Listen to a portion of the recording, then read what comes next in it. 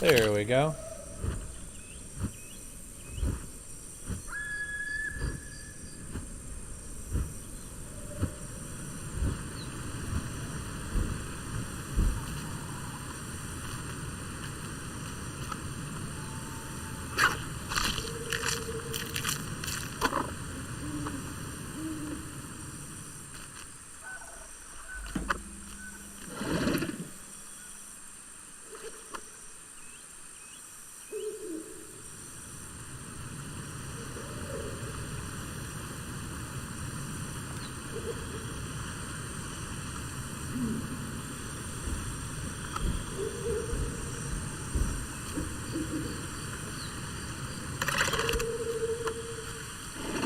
Just checking the audio.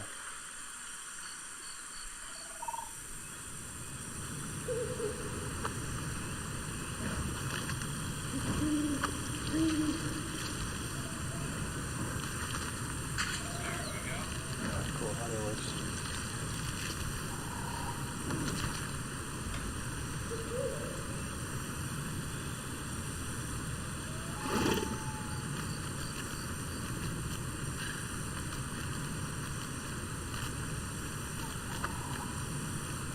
I'm hung up on this rock.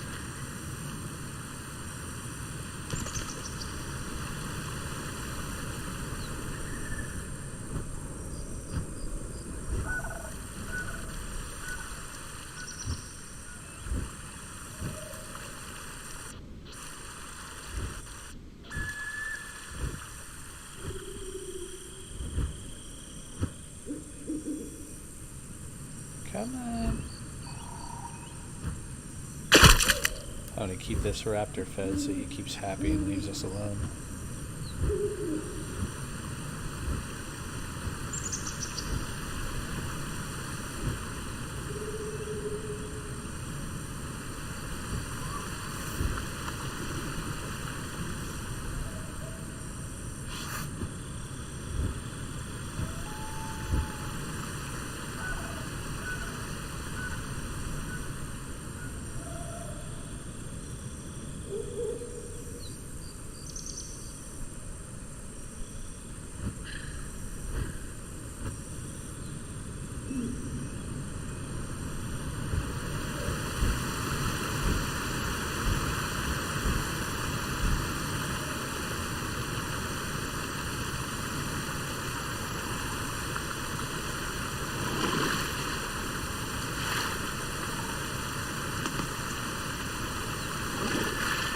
Nailed it.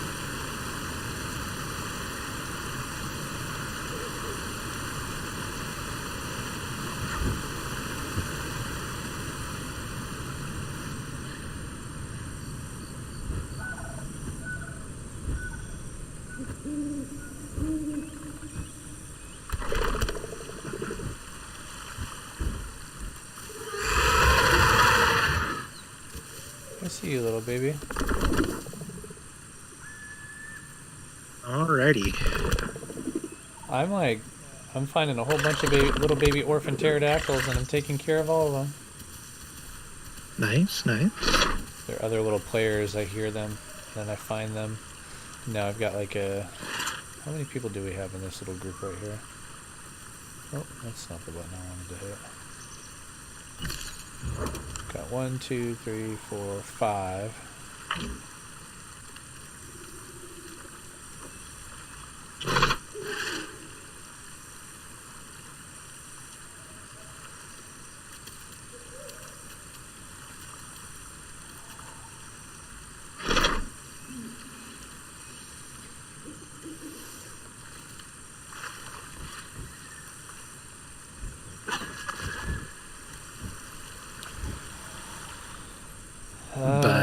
Yeah, I don't have anything. Yeah. No, we basically accepted that our rent is going to be a little closer to the 2,000 than to the 1,000 range. Yeah, that's pretty much going to be it for Florida. Well, West Palm area for sure. Mm-hmm, mm-hmm. Which is kind of, I think it is worrying, just because here, to afford that level of rent, you have to be, you know, in a very nice position. Because, I mean, like where we're at now, I don't know if I've ever seen any pictures of it. But I mean, it's like 1,200 square foot, 2 bedroom, 1 bath. Everything was literally brand new. The day we moved in, as far as the words, appliances and everything like that. A lot of functional space, a lot of, it's got a lot of open space, really nice, expensive windows, cable and everything included. And it's like, started off at like 1050, then they bumped it up to like, I think we're paying like 12 now. Mm-hmm. And it's like, for the similar setup there, we'd be paying well over 2,000. Yeah. I mean, our place is, given we're in Orlando instead of West Palm, I think our place with all of the added crap is like 13 or 14, and we've got a 2 bedroom, and it's fairly decent. It's not like the newest apartments, but it's clean-ish. It's nice-ish, but it just kind of depends on the area that you're in. Yeah, I mean, that's just a very nice area, because I mean, West Palm is nice, but Wellington is also nice. Wellington has a lot of people with money, a lot of equestrian places. Yeah. I'm noticing things of that nature, and those people are not broke. Right. And so it's like just everything there is expensive. We reached out because we're looking at more than just apartments. We reached out to some of the people that are renting like homes and stuff like that. Mm-hmm. And those are getting kind of annoying because if it is in our price range, it doesn't even have to like be decent. Like someone listed, like 1,600, 850 square feet, 1 bedroom, 1 bath, which is nice. You know what I mean? That is not bad at all. But I called them and they're just like, yeah, we're actually looking for someone to live in our apartment that we have on our property. I'm like, okay, you got a house on your property, you also live on the property. I'm like, I'm completely okay with that. They're like, well, we're looking for one person to live here, we're not looking for a family or anything. And I was just like, okay. And I was just, because I had to ask, I was just like, so these pictures here, is that the apartment that they're going to be living in? And they're like, no, that's our house. We don't have pictures of the apartment at this time. I'm like, so you want someone to live, like, and it's been listed on there for a little bit. I'm like, so you want a single person to pay just shy of $2,000 to live in your tiny apartment that you don't have pictures of? Yeah. And they're like, yeah. Classy. Hold on, let me let this cat out. He's scraping the door.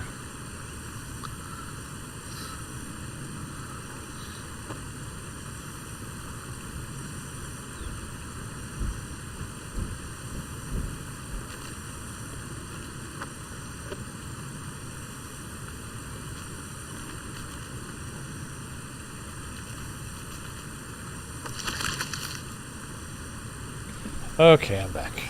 The cat wanted in, not out. Nice. Basically, he's Nah, it's also one of those things where you kind of have to balance what it is you like and want, which is more difficult as a family unit than alone. Because I totally would just not care. Yeah, I would. Well, not just that. I would put everyone in a like small living situation Yep. if it had nice amenities and we could afford it. Yep. You know what I mean? Because I know I would use those. I would totally, you know, vibe in the pool, or if they have like a nice grill, or just like a nature.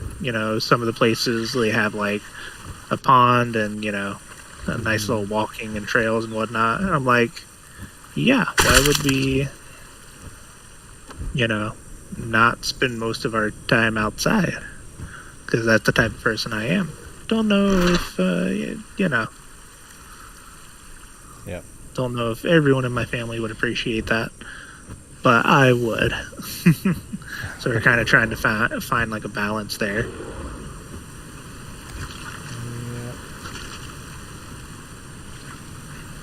I'll find something.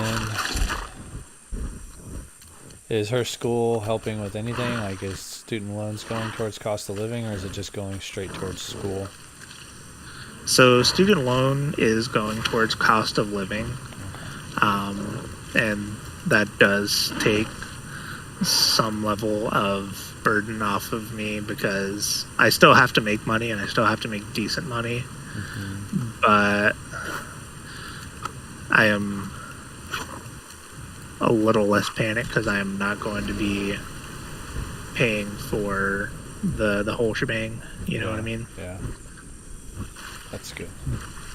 But they're also giving her like very little because I mean, even here, I've been supplementing the amount of money that she's been making. Yeah, I figured. Quote unquote.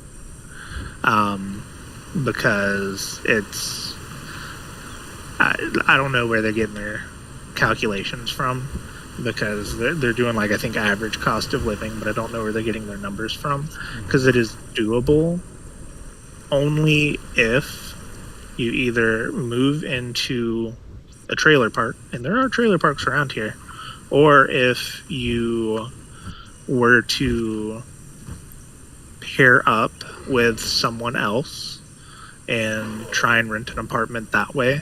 Mm-hmm. And even then, there are very few apartments that would like fall into the price range, because I mean, like, the way they're calculating it, I don't remember the exact like bulk amount that she gets, but it's like groceries are like pretty cheap. You have to be spending like $100 a month on groceries. It's like $600 a month for rent, and then it's like they tack on a little bit for like car and insurance and whatnot, because it's fairly comprehensive, but it's like they're super outdated with their numbers.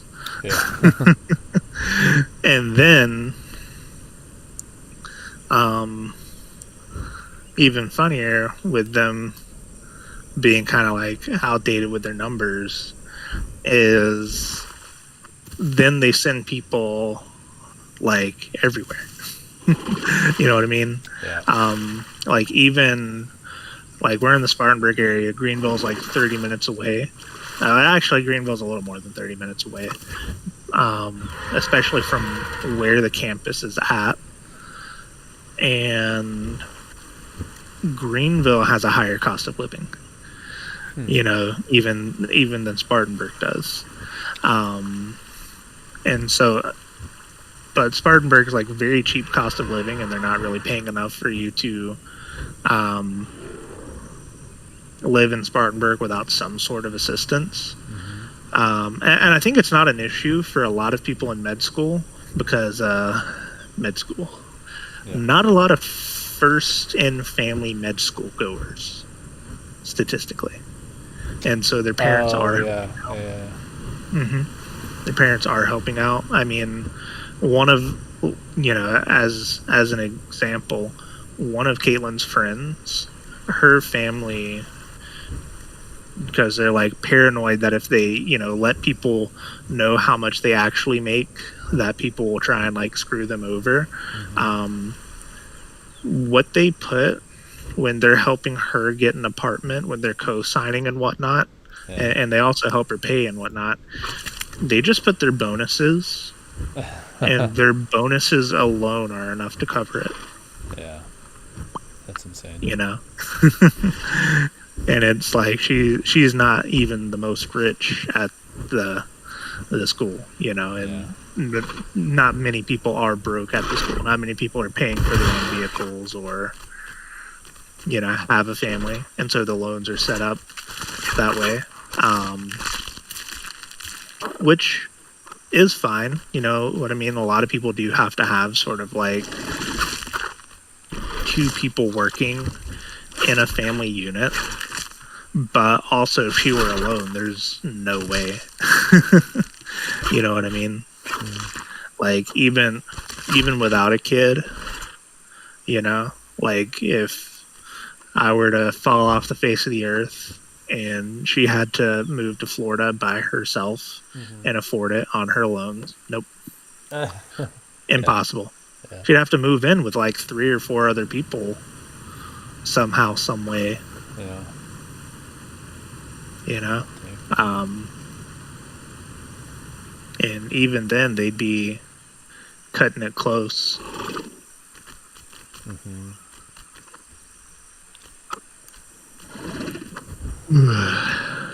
So it is fun. Yeah. That's a word. Now, I mean, I am. It is weird trying to put it in words because I'm not anxious about it, because I do believe everything will be okay, because I don't think God would like call me to Florida to be homeless. Yeah, I agree. You know what I mean? But also logistically, I have no clue how to get anything to work out. Yeah. You know. Yep, Yeah, I know exactly what you mean. It's a good way of putting it.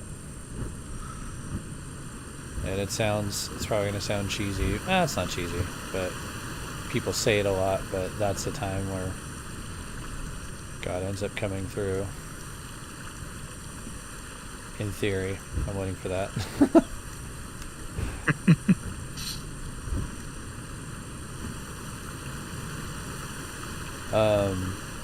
I forget what time frame you guys were thinking again. When are you supposed to get down here? So beginning of June, end of June. Yeah, we're like a month out. Okay, cool. Oh jeez, almost crashed into a rock. Just because our lease is ending a little bit early here, and a lot of what she is doing in school is online, and that gives me like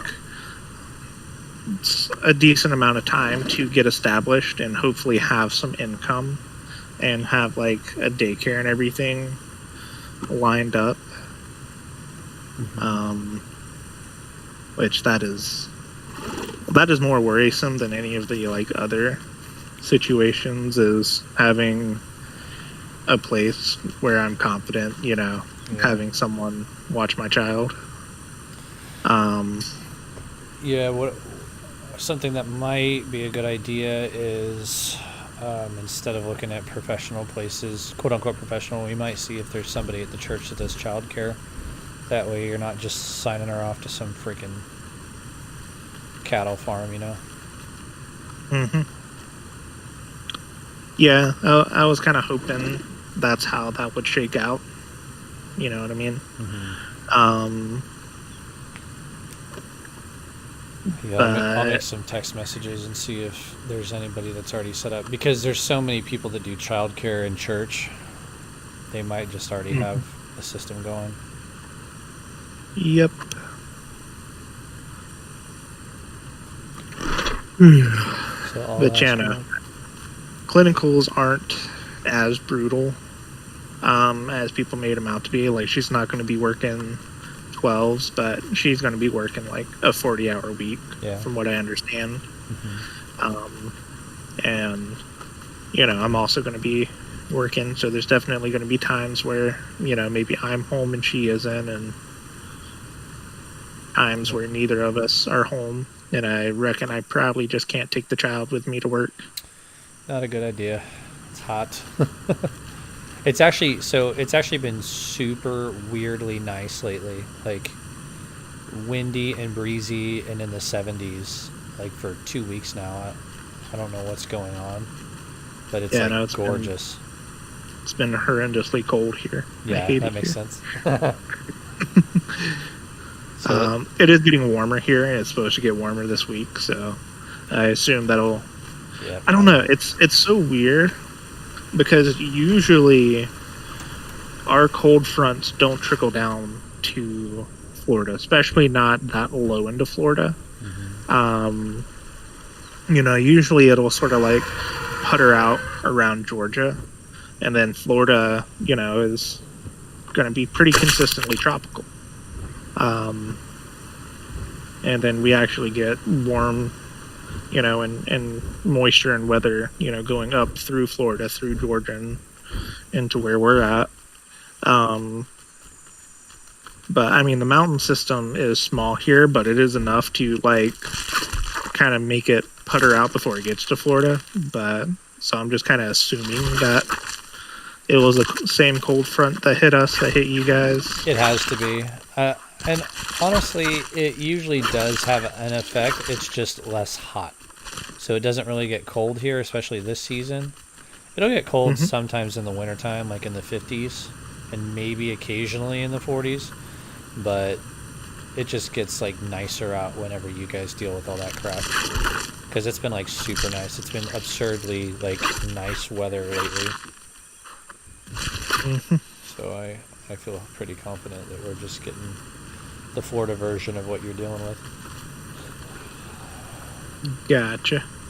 Well, in that case, we're probably gonna crank up again soon, because I think we're projected by like halfway through next week to be back in like the 80s. Yeah, it'll be like in the 80s, and then it'll get breezy, and then feel nice, and in the 70s, and then it gets in. It just like comes and goes, but it hasn't been nearly as brutal as what you'd be expecting.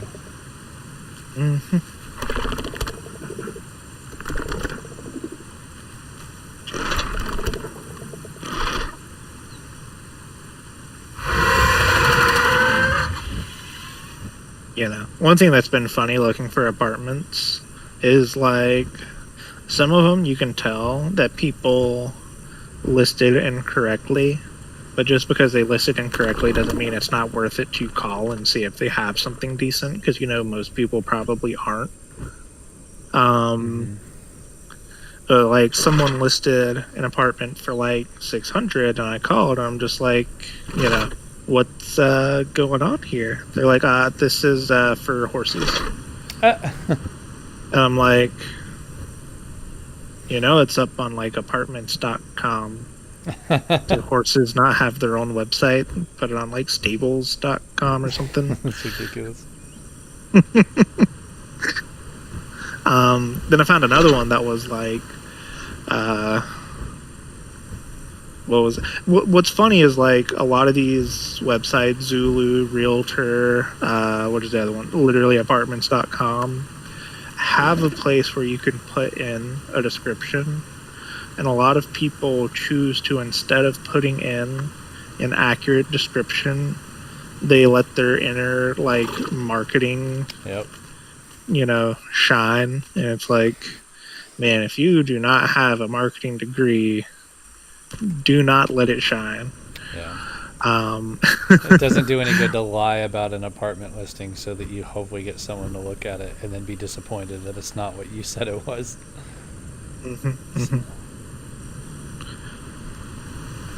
But no, they're like catfishing their apartments. Yeah. It does not work. It's basically what they're doing. Time and it's waster. Hilarious. Like I called one, and it was another, like, they want you to have a horse situation. But it also is a room. I was very confused. It's like 1 bedroom, 1 bath, and then it was like no air conditioning. And I was just like, that can't be right. It's Florida. You'll die. I just called them. And I'm just like, what's going on? I was like, it says 1 bedroom, 1 bath. You have pictures of the bedroom. So are you guys renting an apartment or like a room, or what's the situation? And they're like, yeah, but we also have stables and we're looking for someone, who might want to also rent a stable out from us at the same time that they're staying with us. And I was just like, so specific. Okay. I was like, what if I didn't want to rent the stable? I was like, what would that look like? And they're like, well, if you didn't want to rent a stable, then it wouldn't be worth it to rent it to you, because we're looking for someone who's going to rent out our stables to make more money. I'm just like, okay, you can literally put that in the description. Yep. But what they had in the description, actually, let me see if I can pull it up real quick. What was it on? I think it was on Zillow.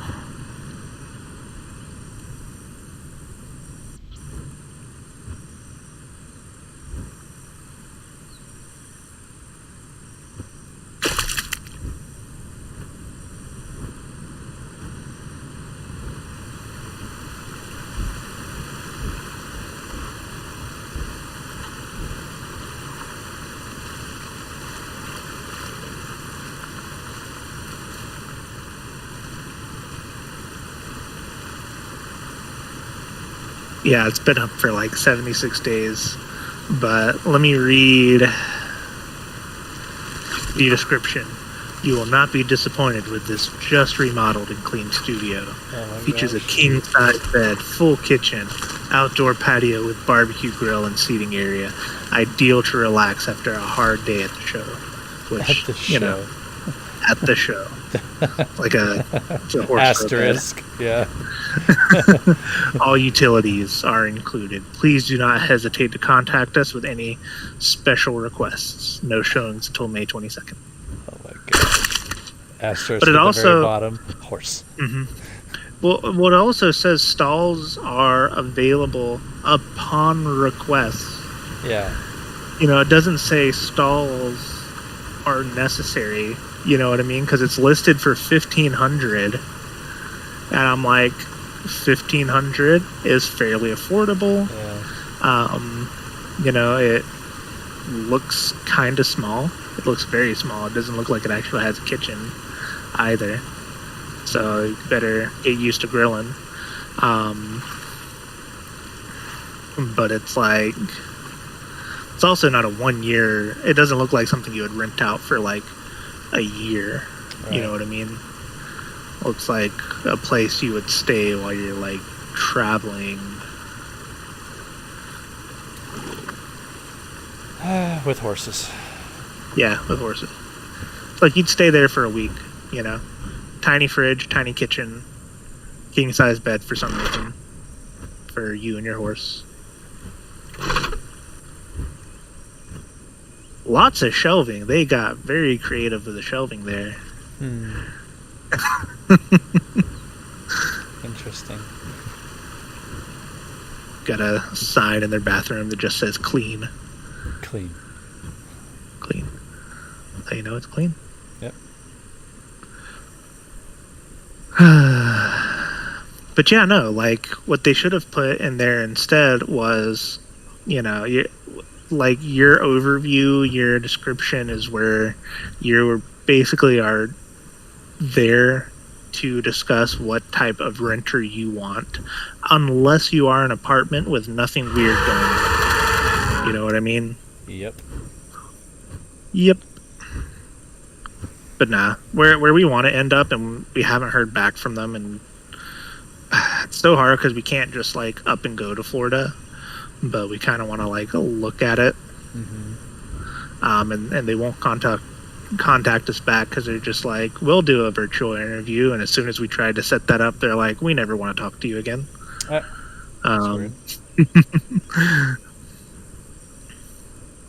but it's called Solera, and it's pretty decent. Solera Apartments.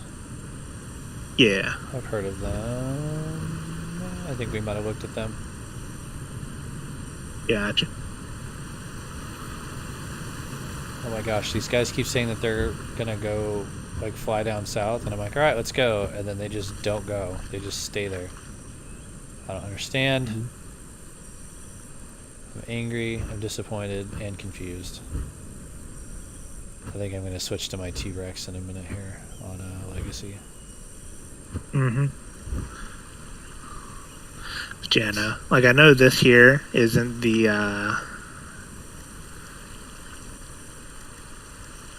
only what's it called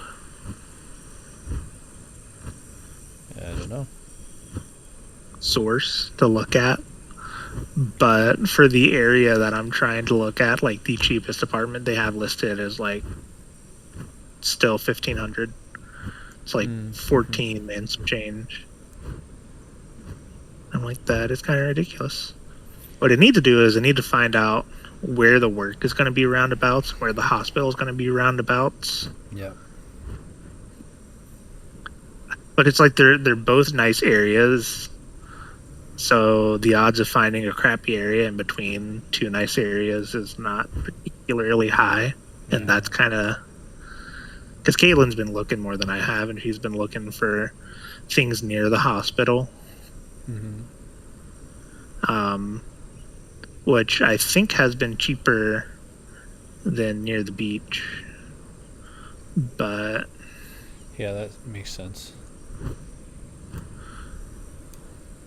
Closer to the water you are, the more expensive it gets. Mm-hmm.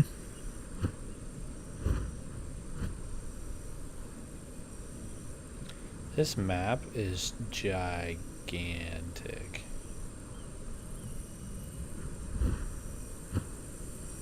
So big. I think it's about 20 square miles. It's 4 by 5 miles. Does that make it 20 square miles? I think so. I don't know, man. I don't know how math works. Here, let me see if I can set this child down real quick because she is asleep, and then I'll put her bottle in the fridge, and then I will be back.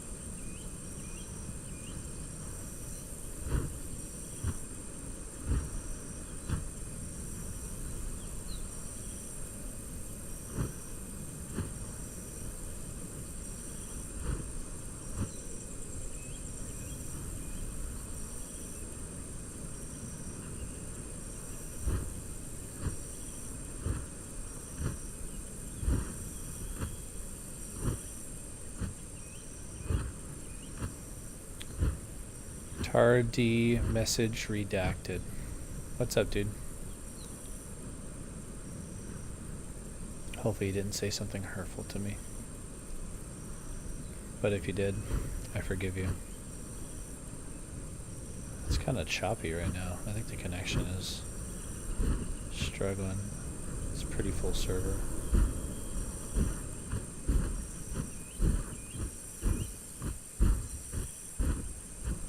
Ooh.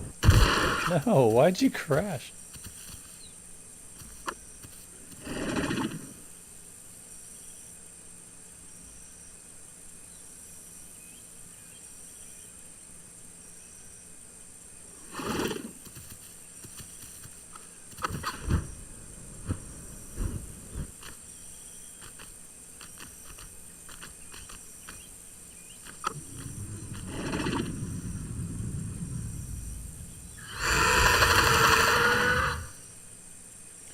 that was a Dinosaurs, or might have been a Stegosaurus.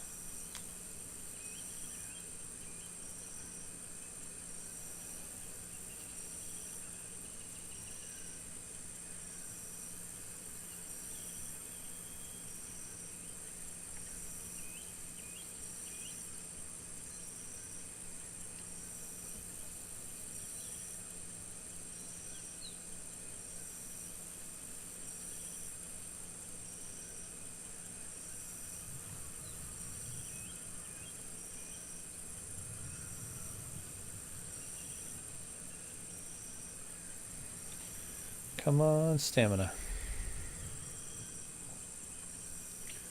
Actually, yeah, I think I'm going to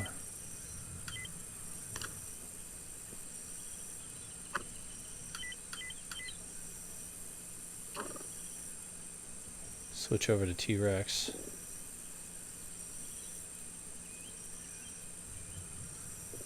See if it will let me.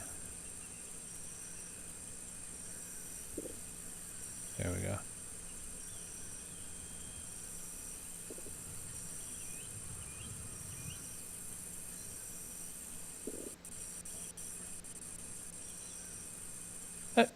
Okay. Just switching over to Legacy so I can play T-Rex. NBD.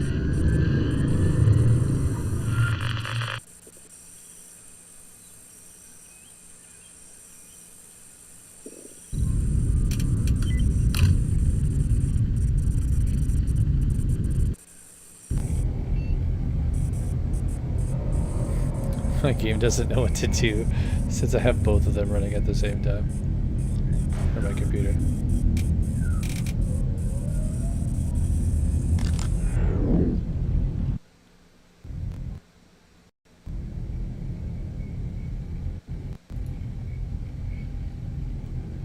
Yeah, my computer's definitely confused.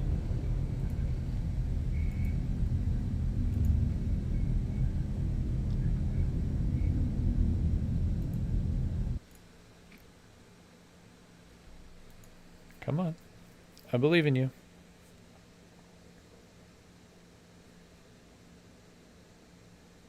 Well, she's definitely awake back there, but she's not crying, so we'll just let her vibe.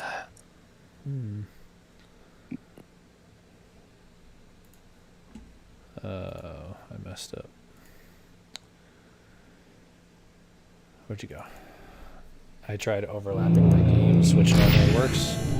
Where I had like the Isle of Virima open, and then I tried opening the Isle Legacy so I could load in Legacy while Virima was still playing. Did not work.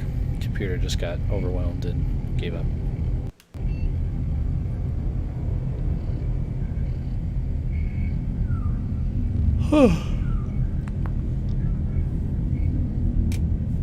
There we go.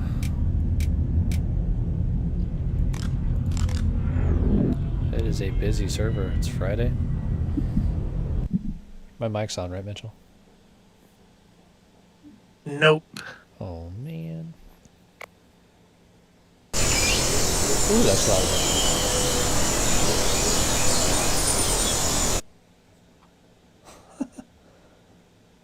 The game does not load in eloquently at all. Come on. In what way do you mean? It doesn't load up all the assets before it actually throws you in the game. Gotcha. There we go. So, like, you'll be, like, staring at your character and it'll still be loading bushes and doesn't let you control it. There we go. Okay, we're in good shape now.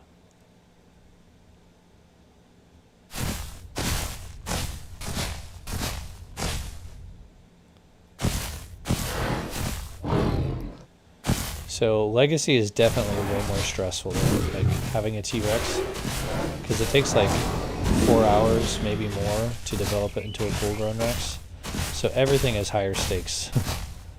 So people are way less friendly, and there's way less stealth mechanics available to you because the jungles are not nearly as dense. It's more like non-tropical forests. And yeah. There's a full-grown Rex over there, which critter could not try to eat me.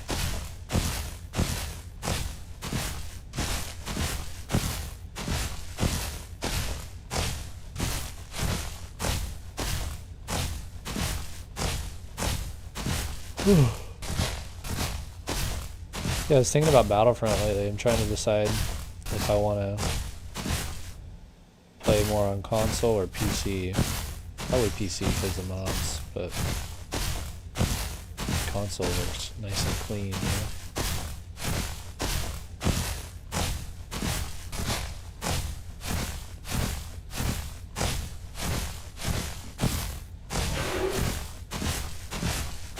Honestly, I just really want a new Star Wars game.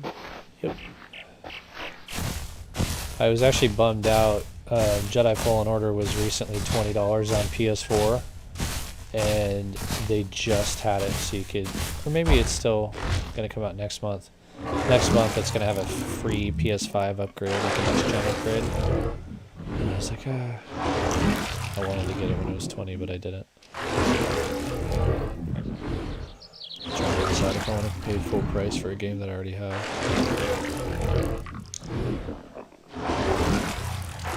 Probably not.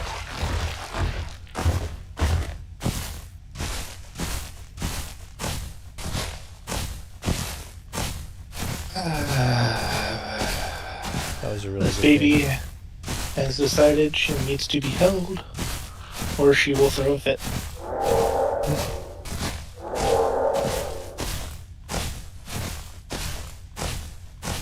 You may throw a fit anyways. We're gonna wait and see. You know, I don't focus on it much, but when you look at a T-Rex's arms, they really are weird looking. Like, I always just kind of take it for granted that it has these two stubby little arms, but they really are funny.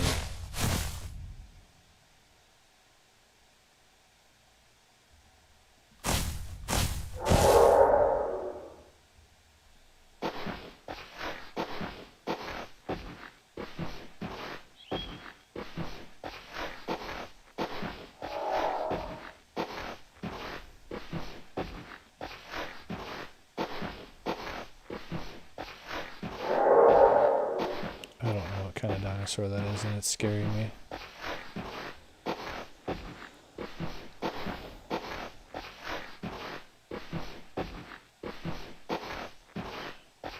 Oh, I see it. It looks bigger than me, whatever it is. I'm leaving.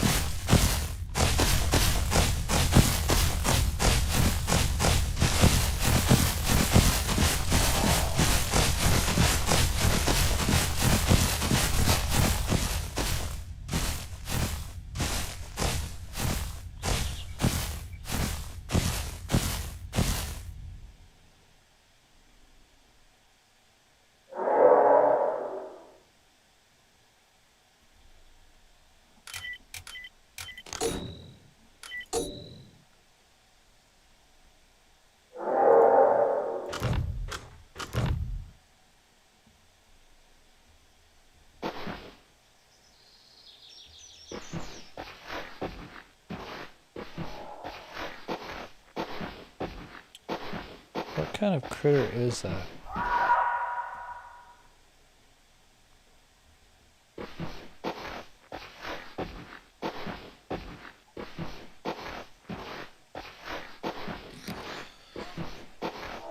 There's also a lot of Go ahead. There's also a lot of different apartments that are just like, or not apartments, but other living situations where they're just like, we only want to rent in the off season. And I'm just like, okay, but nobody wants to live exclusively in your like tiny lower to middle class home for just the off season. Yeah, that's weird. Like, like you wanted a small vacation home, and that's cool, but also, you know, it's like a lot of the places with that type of situation are the ones that are like up forever. Hmm. They've just been, listed for a bajillion years. Yeah. And it's like, yeah, because who wants to move there for, a few months at a time? I just saw a giant pack of some really big theropods, like alpha apex type dinosaurs running like full speed down by the lake, and I'm terrified now.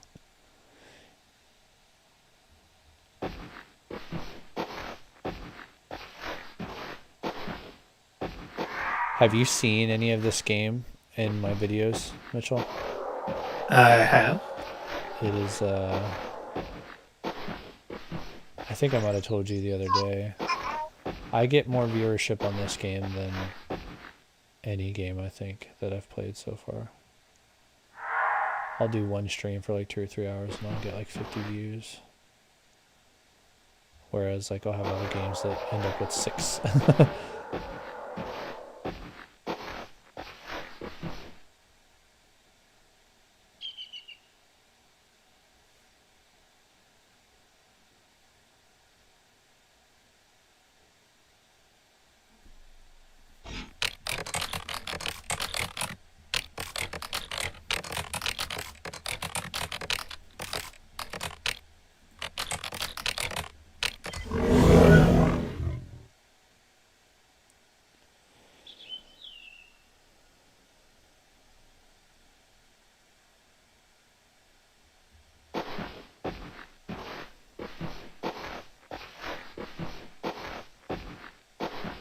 Well, they might have been Allosaurus. Then you have stuff like this. So they have it listed as a house with house information, but when you read the overview on it, it's clearly an advertisement for a company called Invitation Homes, and they want you to reach out to them. Mm-hmm. And it says things like house location, move-in dates, subject to change, and things like that. I'm like, okay, so it's not this house. I'm assuming this is a show home or where they run their business, the address they've listed. Yeah. And then, oh, yikes.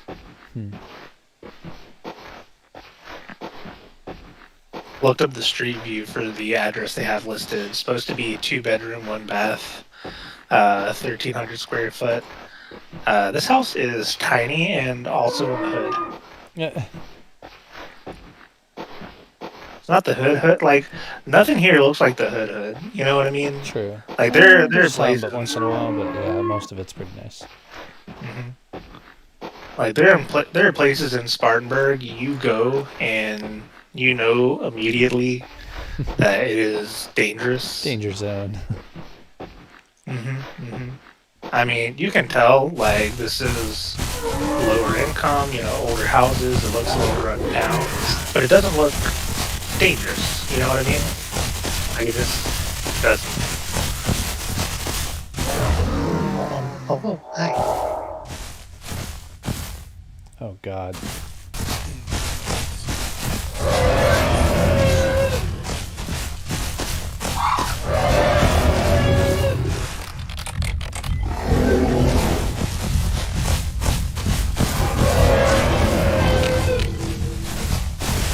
Guys, I gave up the body.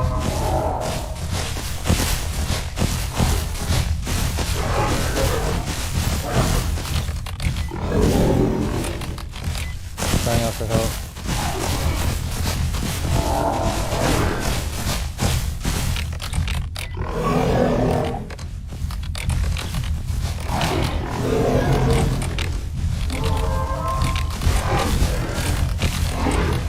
These frickin' bricks.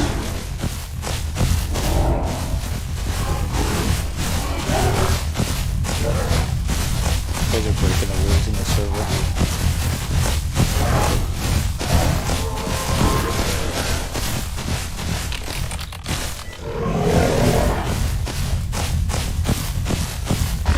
I got it on camera.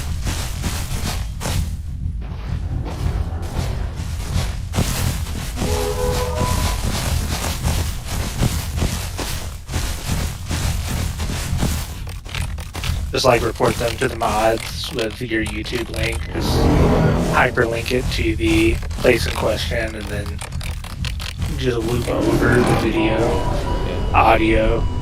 Don't forget to like and subscribe. Freaking cheaters. Reporting you so I can get my T-Rex back.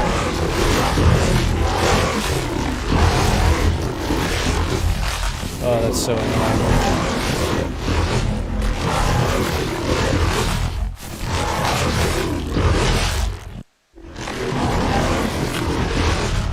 So annoying.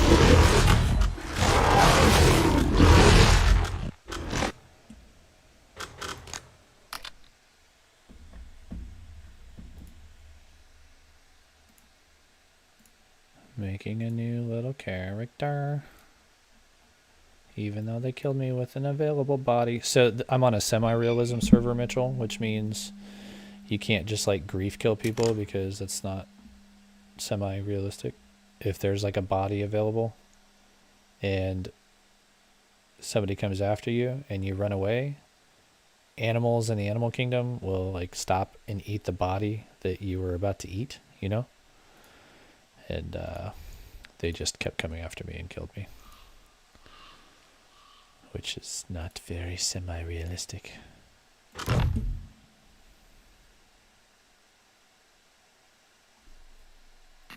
Feels bad. I'm gonna go grab her bottle again and see if we have any luck of getting her back to sleep.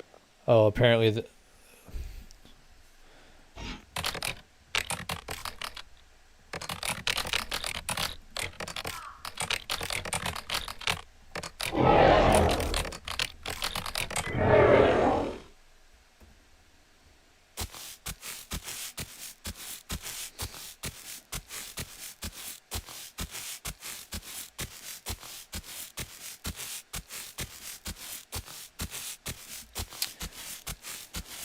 evidently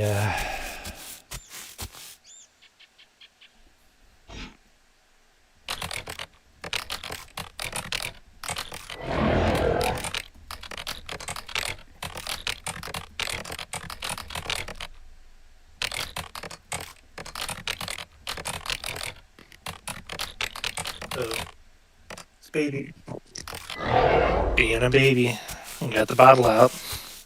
She's not even drinking it. She's calmed down.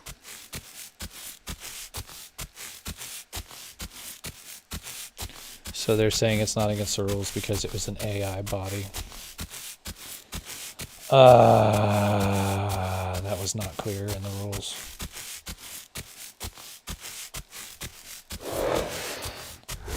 Not 100% sure how much sense that makes.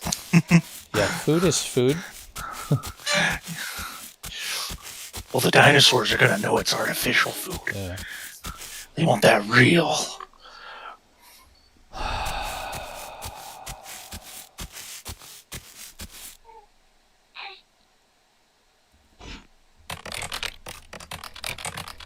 Babies, they drool a lot.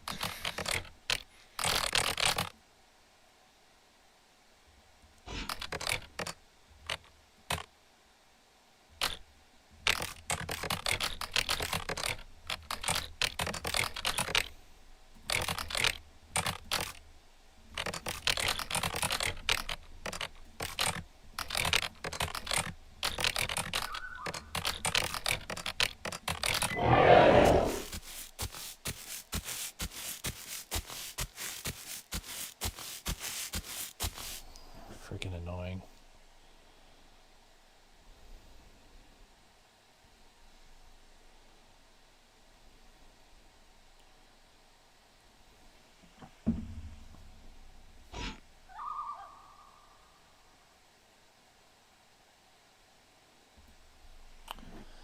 Well, I learned something. Apparently the rules aren't what I thought the rules were.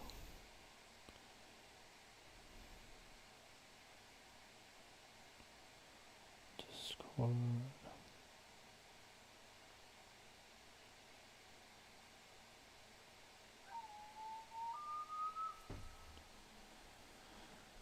Carnotaurs are the I don't know, the rats of this game. They always group together like a ton of them, and they run very, very fast.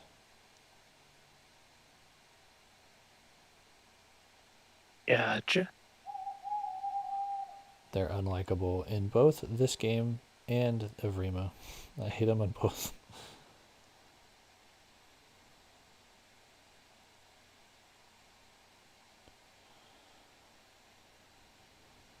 Roll assignments.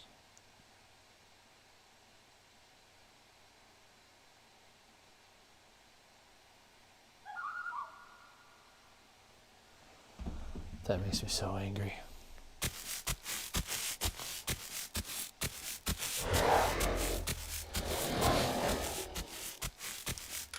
Hours of my life wasted.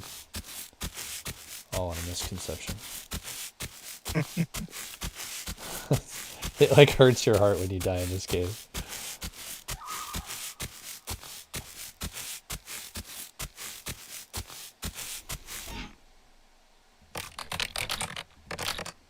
So I don't know if you've seen them. I've been watching a lot of YouTube videos lately, so I've seen them a lot.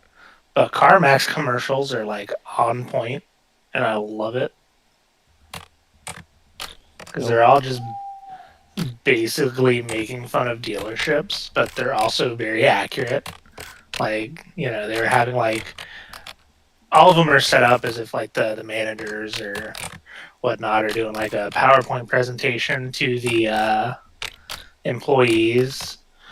It's like uh, wacky, or like wavy tube man maintenance was like one of the topics and stuff like that.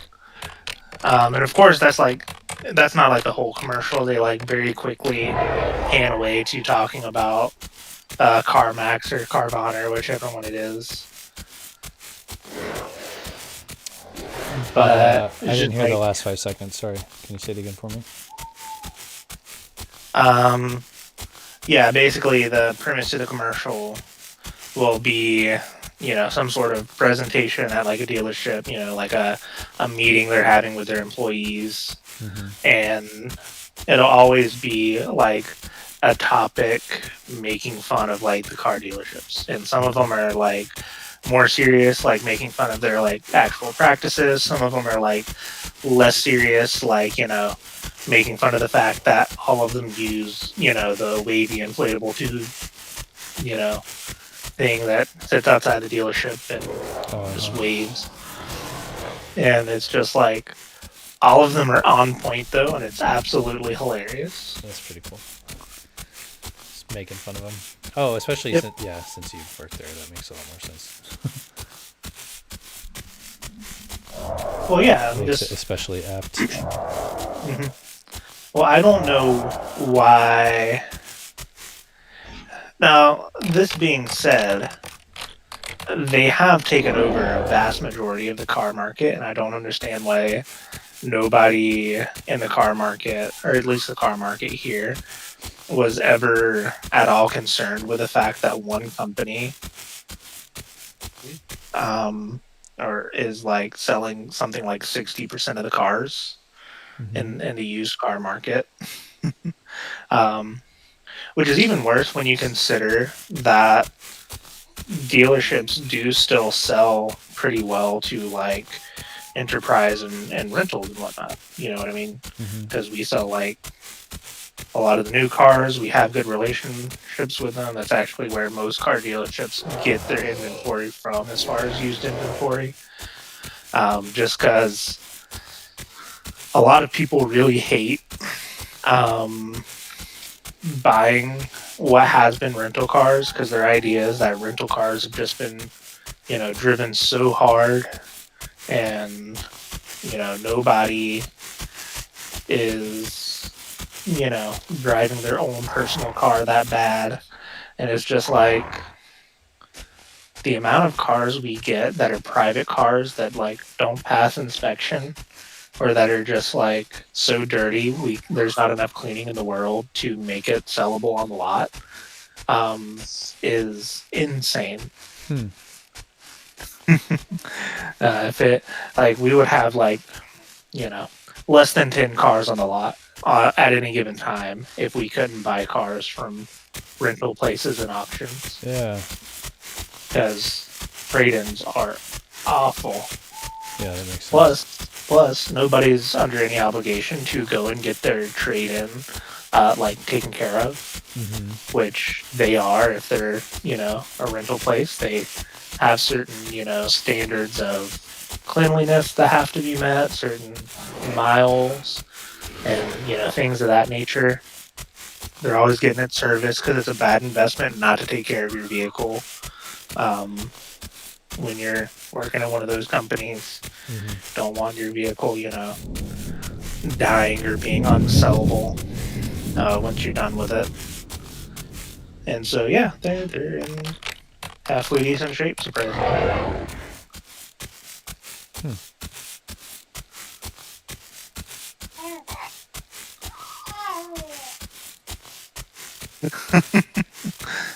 I don't know if you can hear her, but Yeah, a little bit. she's being very adorable, which would be a lot cuter sometime other than 12 o'clock at night. Yeah.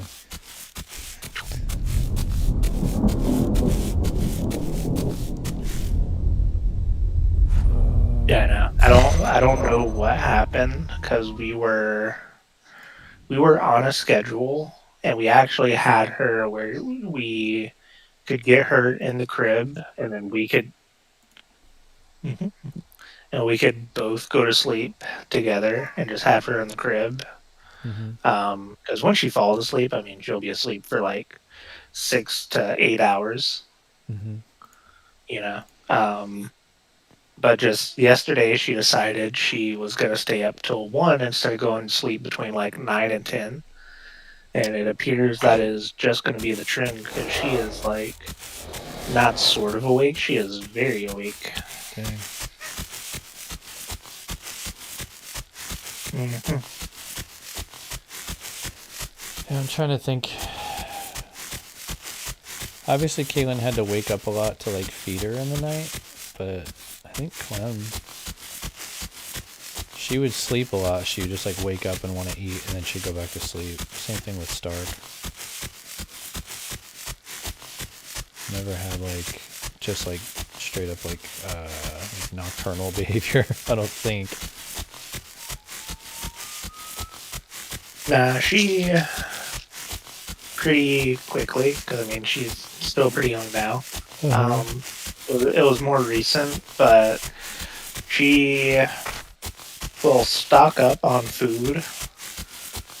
Like she usually eats like every 3 hours, and then once it starts getting close to her being like sleepy time, she'll eat like every hour or maybe a little bit closer she'll just go like straight from bottle to bottle.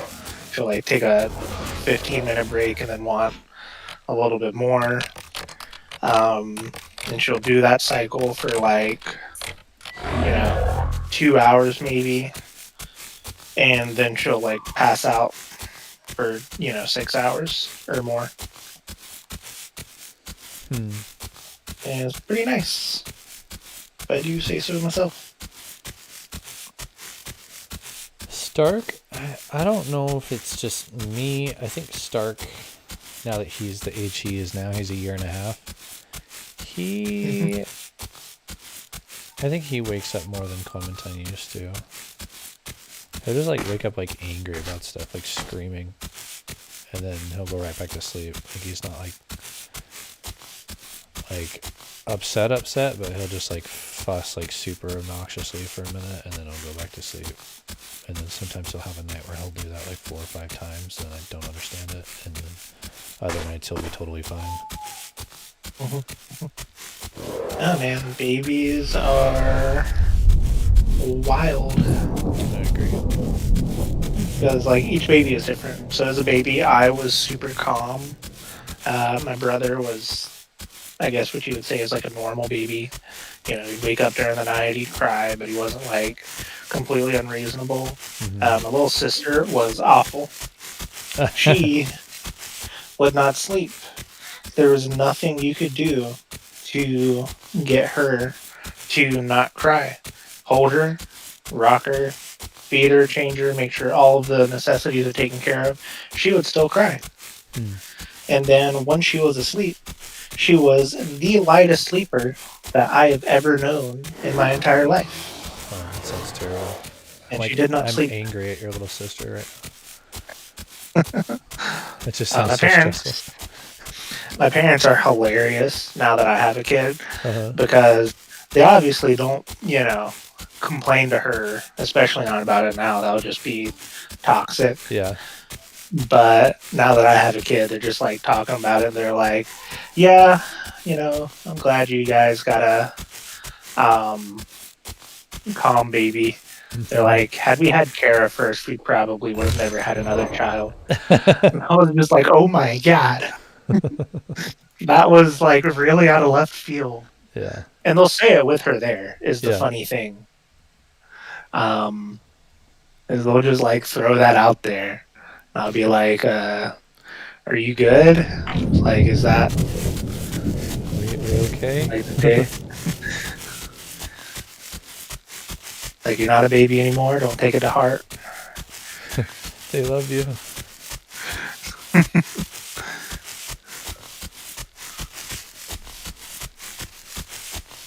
I'm gonna starve to death as a baby. Tyrannosaurus.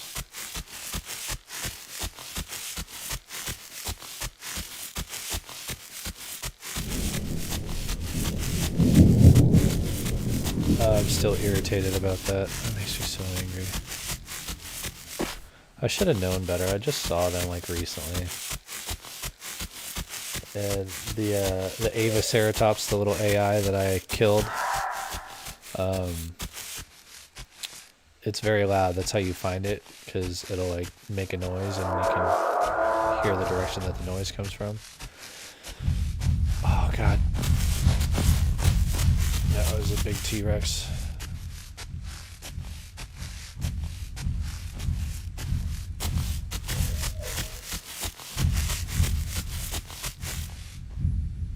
I'm pretty sure he's hunting me.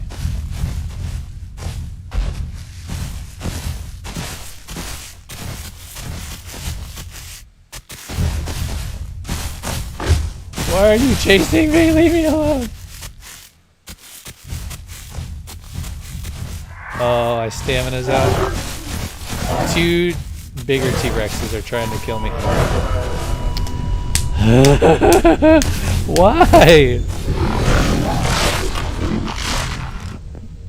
Breaking my heart, people. This game is so emotionally destructive.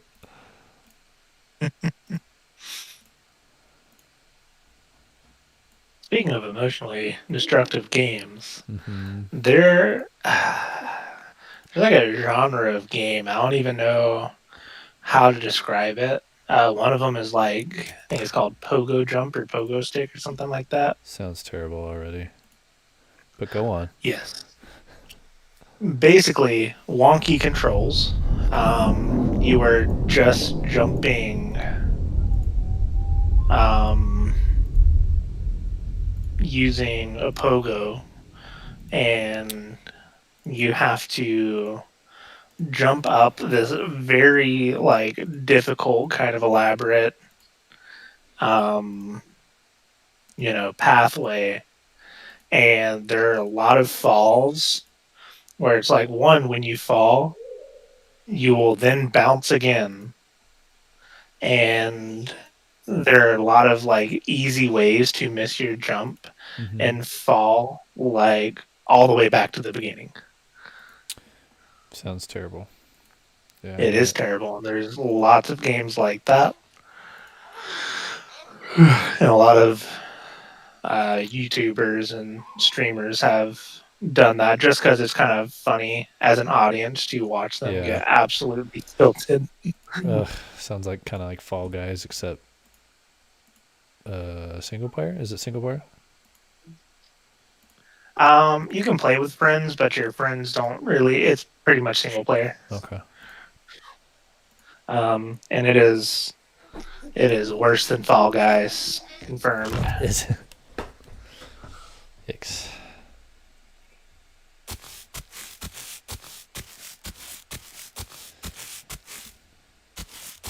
I switched up my color, which isn't going to mean anything to you, but it'll look more interesting. I typically go like with just like green simple tones so that I'm more camouflaged, but this time I did like kind of a black with a lighter underbelly, and then when he gets bigger he has like red accents on the top, like red marks, so it'll look a little more exotic-ish. I don't know.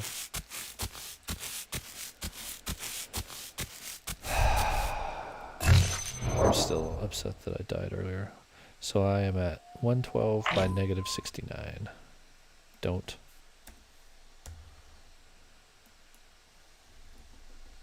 Talking about the coordinates. Oh wow, they spawned me on a completely different side of the lake. I'll take it. Or a different side of the map. I've been watching Community again. I think I'm enjoying it. Never heard of it. It was a show that kind of got me into acting, and by kind of, I mean it's a show that got me into acting. It's Dan Harmon. It's Rick and Morty guy. It was the show that he got famous for before Rick and Morty came out. It was on NBC. It was like just a sitcom, really quirky and funny.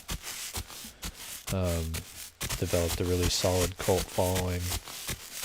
Kind of put him on the map. He had stuff that he wrote. Like he was a successful writer before then, but it's what really kind of solidified him as a celebrity. Dan Harmon. I mean, he started doing a podcast. He had like a really different like podcast format. It would be a live show in front of a live audience, and he would just kind of like talk, and it was a comedy show. He'd have friends on there. One of his best friends used to be on Whose Line Is It Anyway? He was a regular on there, so they would do like improv stuff, sort of.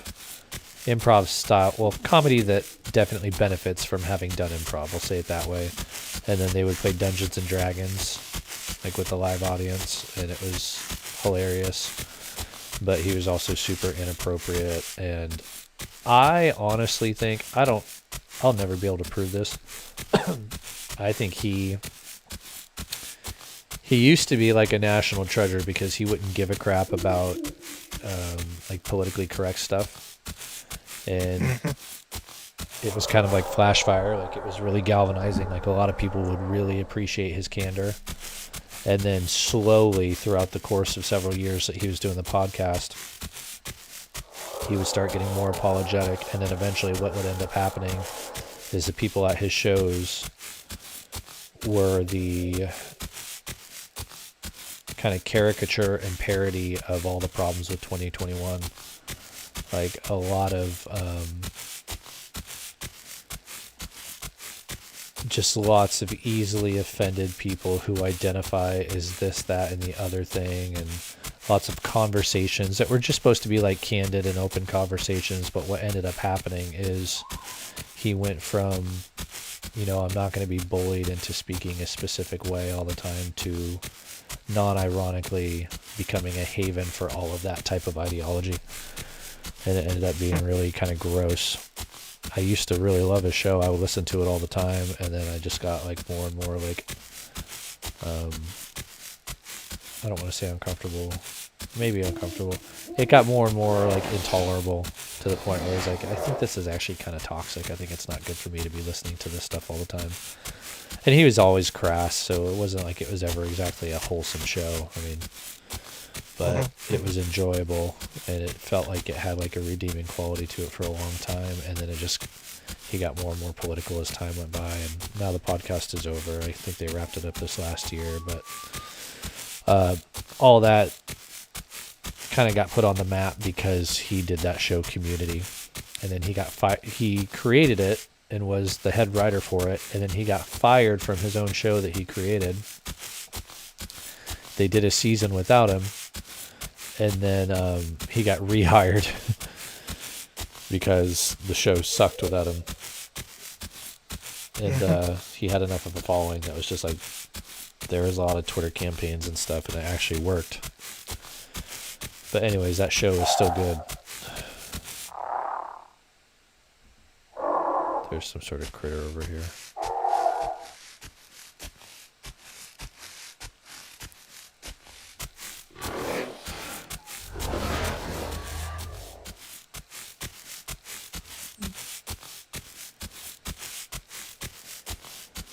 But yeah, have you seen what's it called? The latest Rick and Morty stuff? No, I think I'm pretty much done with Rick and Morty. It's too icky. Gotcha. I was actually thinking about it today. Like, yeah, every time I try to watch it again, I'm just like, oh, I think I tolerated too much stuff. So I haven't seen anything beyond, I don't know, season 4? I don't know. Especially now that like my kids can comprehend things, like my entire paradigm as far as viewing has been completely shifted. Because before I was just like, I know what I can. Well, at least I felt like I could.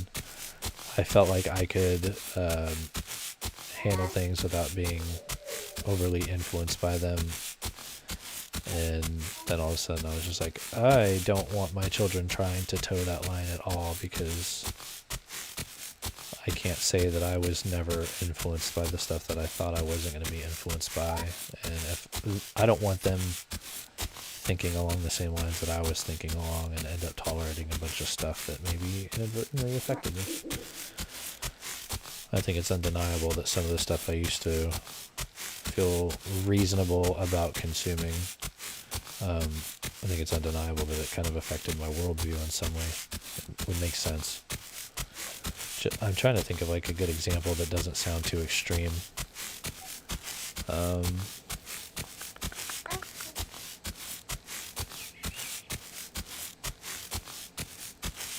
Yeah, nothing that would like not take a long time to overly explain, so I don't want to put the energy into overly explaining it, but I think that stuff has a bigger effect on me than I thought it used to.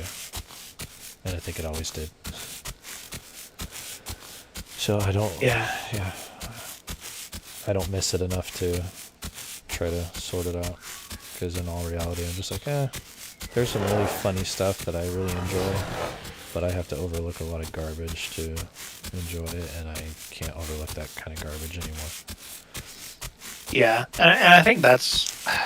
I wish that the Daily Wire had started their stuff sooner, so that there would be more competition and pushback on Hollywood. Because one thing I'm noticing, because there's like a lot of stuff that is new, that seems interesting, but it's like very much pushing not good things. And it's not that it doesn't have any good qualities going for it, but it is that entertainment nowadays, especially entertainment that is trying to make a statement, and it feels like comedy is more and more doing that, which is sad because I like comedy. But it feels like they will take a funny and they'll throw like one funny in there, and then they'll expect that to carry the show. Yeah. And like the rest of the show will be bad. You know? And so it's one of those things where it's like, I think a good example is the heist episode. Rick and Morty? Rick and Morty. Yeah. I didn't like the episode. A lot of people didn't like the episode. That episode is one of the most remembered episodes because of one line, which is, the meme. Your booze mean nothing. I've seen what makes you cheer. Oh, that one. I thought it was you son of a bitch, I'm in. No, everyone recognized that if they've seen like, an old heist movie. But no, that one line got used in so many memes. I think at one point it was trending on like Twitter. I know it was trending on Reddit. You know what I mean? And everyone, reduced this episode that was okay. It wasn't like bad. I don't even think there are too many like like it wasn't like the worst episode they've made morally. You know what I Mm-hmm. mean? Mm-hmm. Um, but everyone reduced it down to like one moment, and then the rest of the episode was not similar to that one moment. You know what I mean? The rest of the episode wasn't, you know, Rick standing his ground or anything like that, or any of the emotion conveyed by that like one line. Mm-hmm. You know what I mean? Because people kind of liked it not just for the funniness of it, but also for the sort of like, confidence and whatnot that was Yeah. on display there. That's definitely when people watch Rick. You know, It's an nobody attractive wants to. side Yeah, of the. Yeah.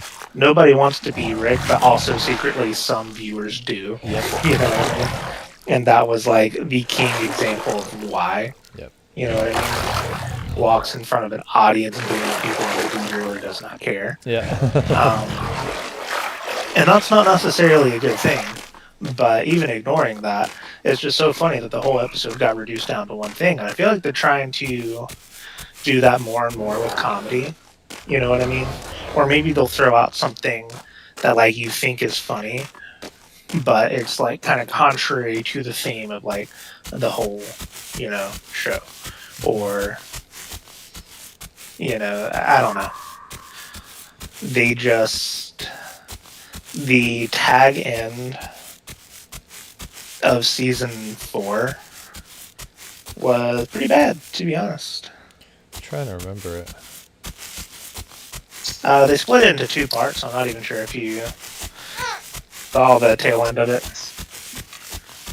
I think But it yeah. was. They were going a little bit more for epic, right? Like it wasn't like comedy. It was kind of like dealing with Rick's cool role in the universe rather than his funny role. Nah, it was a lot of Rick's funny role. He definitely wasn't like any sort of very strong figure. And actually, where the season ends is basically the show, points out, or like every character on the show comes to the agreement that Rick is a piece of crap, including Rick. I'm just like, wow, that's kind of rough. And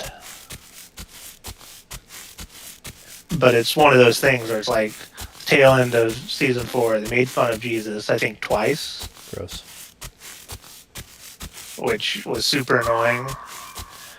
But it's like you never see them touch any leftist thing. They did once, Yep. which was when they made fun of the argument over the sort of like semantics change for the word retarded, Oh, because that that's was a right. big deal when that episode came out. It was a big deal before the episode came out, actually, because people were saying that it was like demeaning, and it actually stemmed from, you know, a legitimate word. It's a diagnosis. The stemming from the word means slowing. It's actually still used in like music, I things got like that. I got reported for harassment on Reddit today for calling people retarded in the Christian subreddit. I wasn't even harassing the guy. I just said you're being retarded. And he's like, is that something that you think that Jesus would say? I was like, I should not have called you retarded, but you should stop acting retarded. Reported. So, anyways. Yeah, it always gets me when they start pulling out the, you know, what would Jesus say, or you're not being loving or anything like. Because I'm still in that like one Christian Discord server, mostly in it for, yeah. I'm mostly in it for the memes. I don't really interact. I'm still an admin for some reason. I can, if I want to, change everything on that server. I have complete power. Seriously, I You can should kick kick them all out and shut down the server. I could kick everyone out except for like 3 people. You just say, You hey, know. listen, all but 3 of you need to go actually get saved and meet the Lord Jesus Christ and have a relationship with the Holy Spirit. I free you to do Hmm. so, and then ban them all from the server. And just, I love it. But no, they have like this sort of occasionally they'll have debates pop up. I mean, Uh-huh. the server's dying because basically the server owner doesn't want anyone to have deep discussions Yeah. because then that might, turn into a debate or something bad or, Yeah. whatnot. But also, we can't like joke around because that can be annoying or go too far. And the server isn't for joking; it is so that we can grow as Christians. Apparently, But not talk about Discord. anything of substance because it can Yeah, cause I debate. know. Fuck you. And she's Uh, wondering why the server is dying. Which I mean, my thing with it is always, you know, when I Discord is like right above Reddit in terms of places where I go to grow spiritually. You know, yeah. just anonymous online groups aren't it for me. Yeah. You know, um, but nah, like occasionally there'll be like debates on there, and it's so funny to watch people panic when you don't even have to be mean. You just have to like hold your ground Uh-huh. on a topic, Yeah. and people will be like, "You're being, just so unloving right now. I don't get why you're not just sort of accepting that people can have, different views." Yeah. And it's just like, Ridiculous. I'm not sure why you want me to concede on like sin. Yeah. Because I know I got into like an argument with someone over like divorce Uh-huh. because they were very lax on it. They're just like, basically, yeah, you should be able to divorce for just about any reason You if they're know, not. if a spouse isn't loving, it's technically like adultery, and Jesus said adultery is divorceable, but they're committing adultery by not spending enough time with you. Yeah.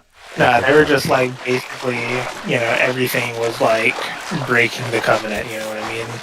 Yeah. It's like arguments break the covenant, disagreements break the covenant. And if you break the covenant, you're no longer married. I'm just like, Yeah, that's pretty much what I was getting at. Yeah, they're insane. mm-hmm, It's not how reading works. mm-hmm.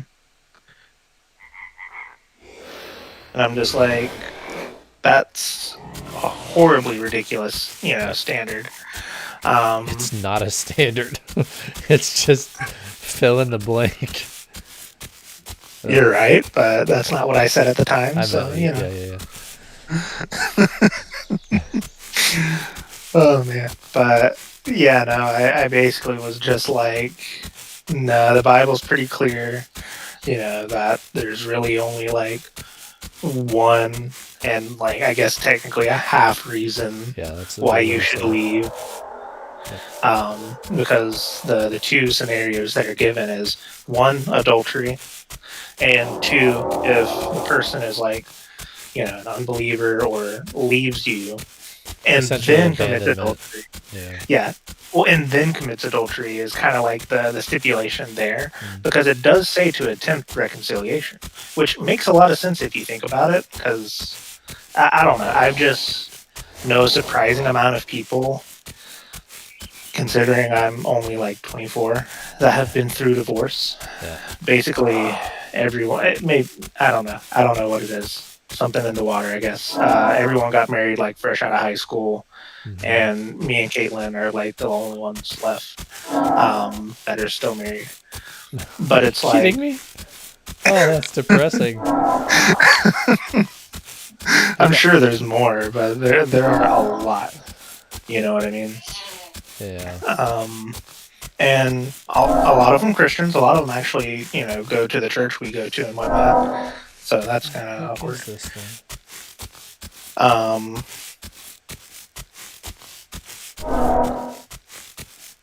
But it's like one thing you notice is like they are not on good grounds.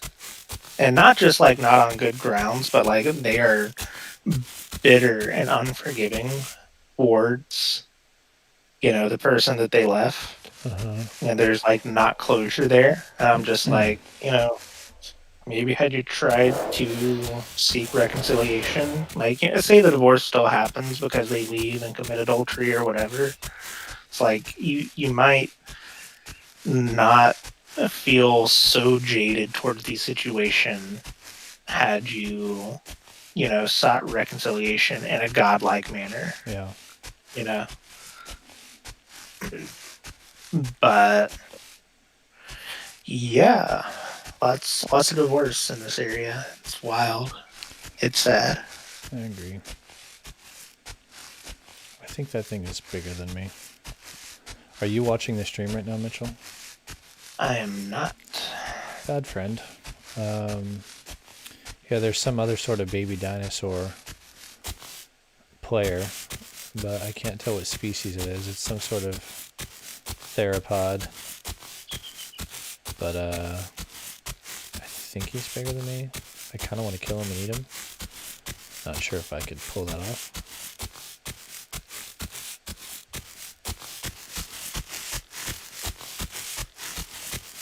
I like how you're like, it's some sort of baby dinosaur and then clarified player. Yeah. Like, I was really thinking there's just a baby dinosaur out and about on the loose, but it actually makes it sound like a baby dinosaur is playing the aisle. Like, just, he's got his, what is this on? PC? Yep. Yeah, he's just got his, like, laptop out. Stupid. Just that's what came to mind when you said that. I did not understand what you were saying until just then. Yes, just a dinosaur sitting at a laptop, playing as a dinosaur. This is just The Sims for him.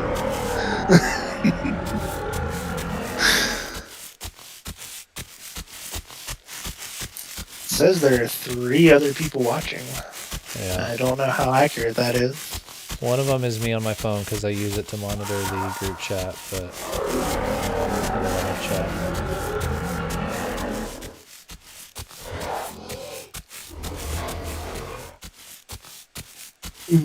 Oh.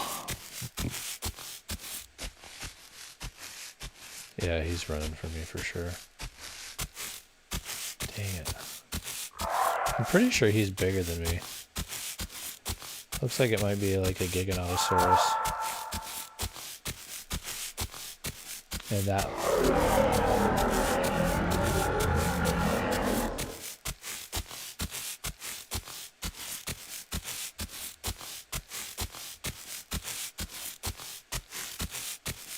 The thing is if he were to decide that like he just wants to kill me, he might be able to do it.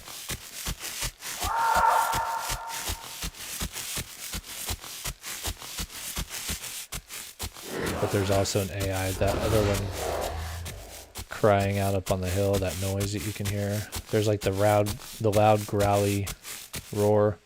Yeah, he's definitely bigger than me. And then there's this other one. The other one's an AI.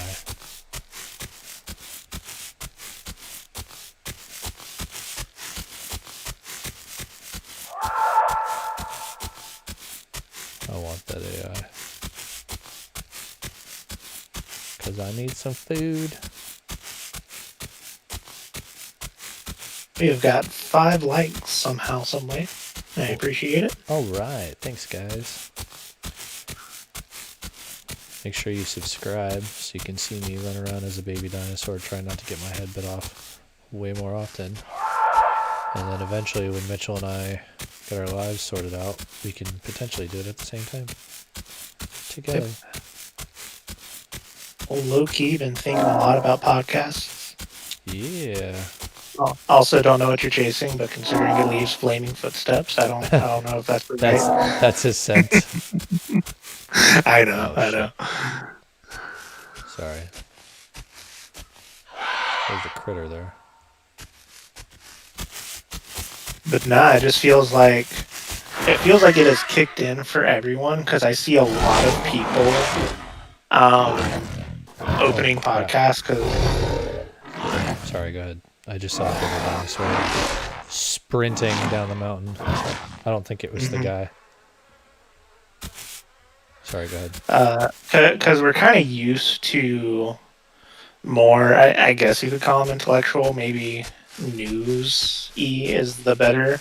You're used to sort of like your political people, um, people doing podcasts on like the Bible, or interviews like Joe Rogan, those kind of topics. But it's like it is branching out more and more. You're having like people who stream video games trying to get into podcasting. You're having people who, have a YouTube channel just doing funny, wacky things and now trying to, do a podcast. You have people who review anime doing podcasts. Like, it's really like everyone's trying to hop on board the bandwagon. And it's actually kind of interesting to see because one thing that I've seen with them that is very common is that they've all decided they can't do it on their own, which I think is kind of funny. The podcast? Yeah, so you're seeing like a lot of team ups. You know what I mean? Because I don't branch out. If I find someone that I like, then I'll just stick with them. You know what I mean? Unless they're not like pushing enough content, but they don't have to push a lot of content to keep me entertained. You know what I mean? Like for anime recommendations, I watch this guy called Giguk. He will release a seasonal anime sort of recommendation. He just titles them like this season in anime, and then he will give like whatever season it is, like winter 2022 or whatever. And they're, kind of funny, just short glimpses into what they have going on, that are like new releases. And so I only watch like 4 of his videos a year. Yeah. You know what I mean? But he like disappeared. I wasn't getting any like seasonal recommendations. I was like, what's going on? It's like, oh, he started a podcast. And he's still doing his seasonal recommendations. He picked back up with that. But he also teamed up with like 2 other YouTube guys. They actually all moved to Japan together. Oh, that's cool. And are now doing like podcasts, and they have a YouTube show together as well as their own independent channels. Do you know the names of the other guys? I do not. Are they English or American or what? Gigug is English. I don't know about the other 2. Does Chris Broad sound familiar to you? He does not. Okay. He's the guy. I know I've talked to you about him before. He does that YouTube channel Abroad in Japan, where he was going to film school. Oh, what the heck is that? Is that a Parasaurolophus? It's a Parasaurolophus. He did the whole thing where he got his worker's passport to Japan and doing English teaching. And then just started doing a YouTube series on Japanese culture and kind of like a touristy thing and just showing us different areas of Japan. And now he has like a very successful YouTube channel. He's been featured on Japanese local television and the news and all sorts of stuff. Yeah, there's a little Parasaurolophus over here. No, I like Japan. Not every aspect of Japan, but there's some cool things over there.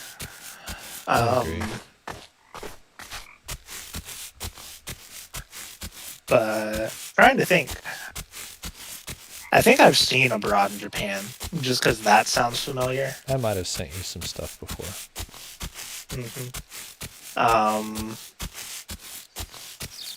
But I mean, I've seen a few Japan shows, or like tourism in Japan kind of shows.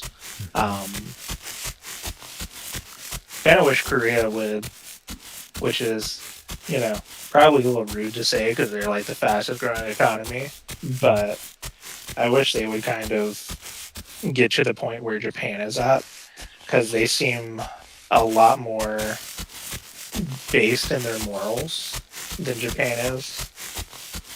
Um, and they definitely have, like, Christianity was growing a lot in Korea, and Mm-hmm. that is other than the fact that they're under constant threat from North Korea. There is So that. I don't think North Korea is actually going to do anything unless other major events happen By where the they would way, deem it okay. sorry, I didn't mean to interrupt you. Are you seeing the stream right now? I don't know how far I am. delayed it is. This guy's bleeding out. He's trying to get me to break my legs. You're not gonna get me to kill myself, bro. Because you can definitely like just slide down here and die.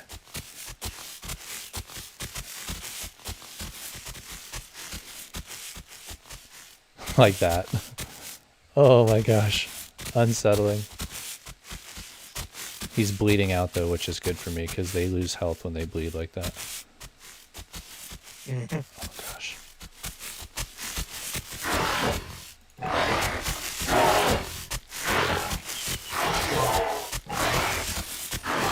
I don't know why he doesn't fight back. He's got damage dealing moves. He can hit.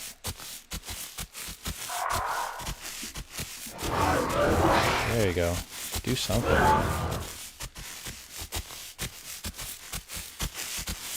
Oh my god. It's another. He gave up.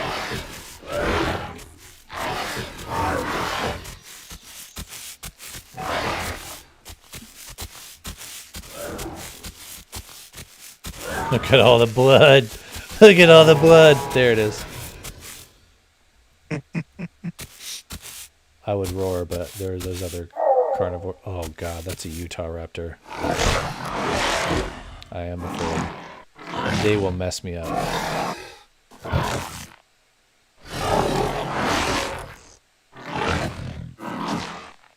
Another thing that South Korea has going for them is Japan. I'm very polite culture and whatnot, but I don't necessarily you know like or care for Americans. We're a little less polite than they are. Korea, we're the reason why South Korea is a thing. They love us. Yeah, they do love us. um, so that's pretty cool, I think. But I also have a surprising amount of people that I know that have went to Korea, which it just stemmed from like one guy. Mm-hmm. And I've gamed with him before. His name is Austin, and he went over there to teach. He's actually we struggle to get along because he's very leftist. He actually worked doing something for the Trudeau administration Gross. at one point. Yes, yes. He's got his law degree and whatnot. Smart guy. Um, he's become a little bit more conservative, so we can sort of get along. But we've had some arguments. Mm-hmm. Um, but yeah, no, he moved over there. Um, don't exactly remember the reason why, but I know he was just teaching English, and he thinks it is the bee's knees. And from him, I've been able to talk with some other people who were also there through gaming because they had a Discord server Mm-hmm. that was originally for Christian gamers, Uh-huh. and then it basically became the server owner's like streaming server. He like just uses it to post his links, and people are still there, but it's less used, and they still play games, but you have to be in the in crowd to play with them. Yeah. So it's been a while since I've played with them. Hmm. But yeah, no, the way everyone that has went over there makes it sound, it is a great place to live. That's awesome. I think they, even though we're allies with South Korea and they're better than North Korea, I think they still have some weird stuff going on. I can't remember what it is. I think they have freedom of speech problems there. And I know there's a lot of South Korean Christians, but I think there might be some sort of religious liberty issues there. You'd probably know more Yeah, about it than me. I don't know. I don't know. And I know they have some issues as far as like they don't necessarily care about your freedoms. I think the COVID thing was a huge indicator of that because what they were doing is they were, yeah, like here in America, it's different, so we maybe can't like imagine it. But our data when we use Facebook and whatnot is taken by Facebook, um, and then they kind of like sell it and whatnot. But it's just going to companies, and so that they know what to advertise to us. What are we looking at? What is our age group? It's not going to anything that's like actually threatening, Mm-hmm. and it's against the law to like dox and things like that. You can't just be like, hey, this guy, he's over here right now. Their government has their information, Mm, yeah. right? And so what happens or what happened when COVID hit is the government was like, if you test positive, we're basically going to dox you so that everyone can avoid you.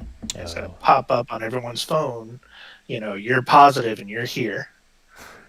You know what I mean? classy. Which is nasty when you think about it, Yeah. because one of the worst things you can do is not use government force, but use social pressure, because that's what like communist China did, and they killed like 100 million people. Mm, yeah. You know what I mean? It escalates very quickly from there. Plus, it is a huge violation of your privacy rights. Yeah. To even be capable of doing that. So they're not like 100% perfect, Yeah. but as far as places to visit, I wouldn't mind going there. They just they are not quite like Japan. Japan has a lot of things that are like very tourist made. You know what I mean?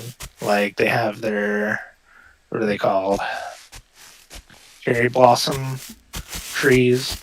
Like all of them turn pink at the same time, and they have them everywhere. Yeah.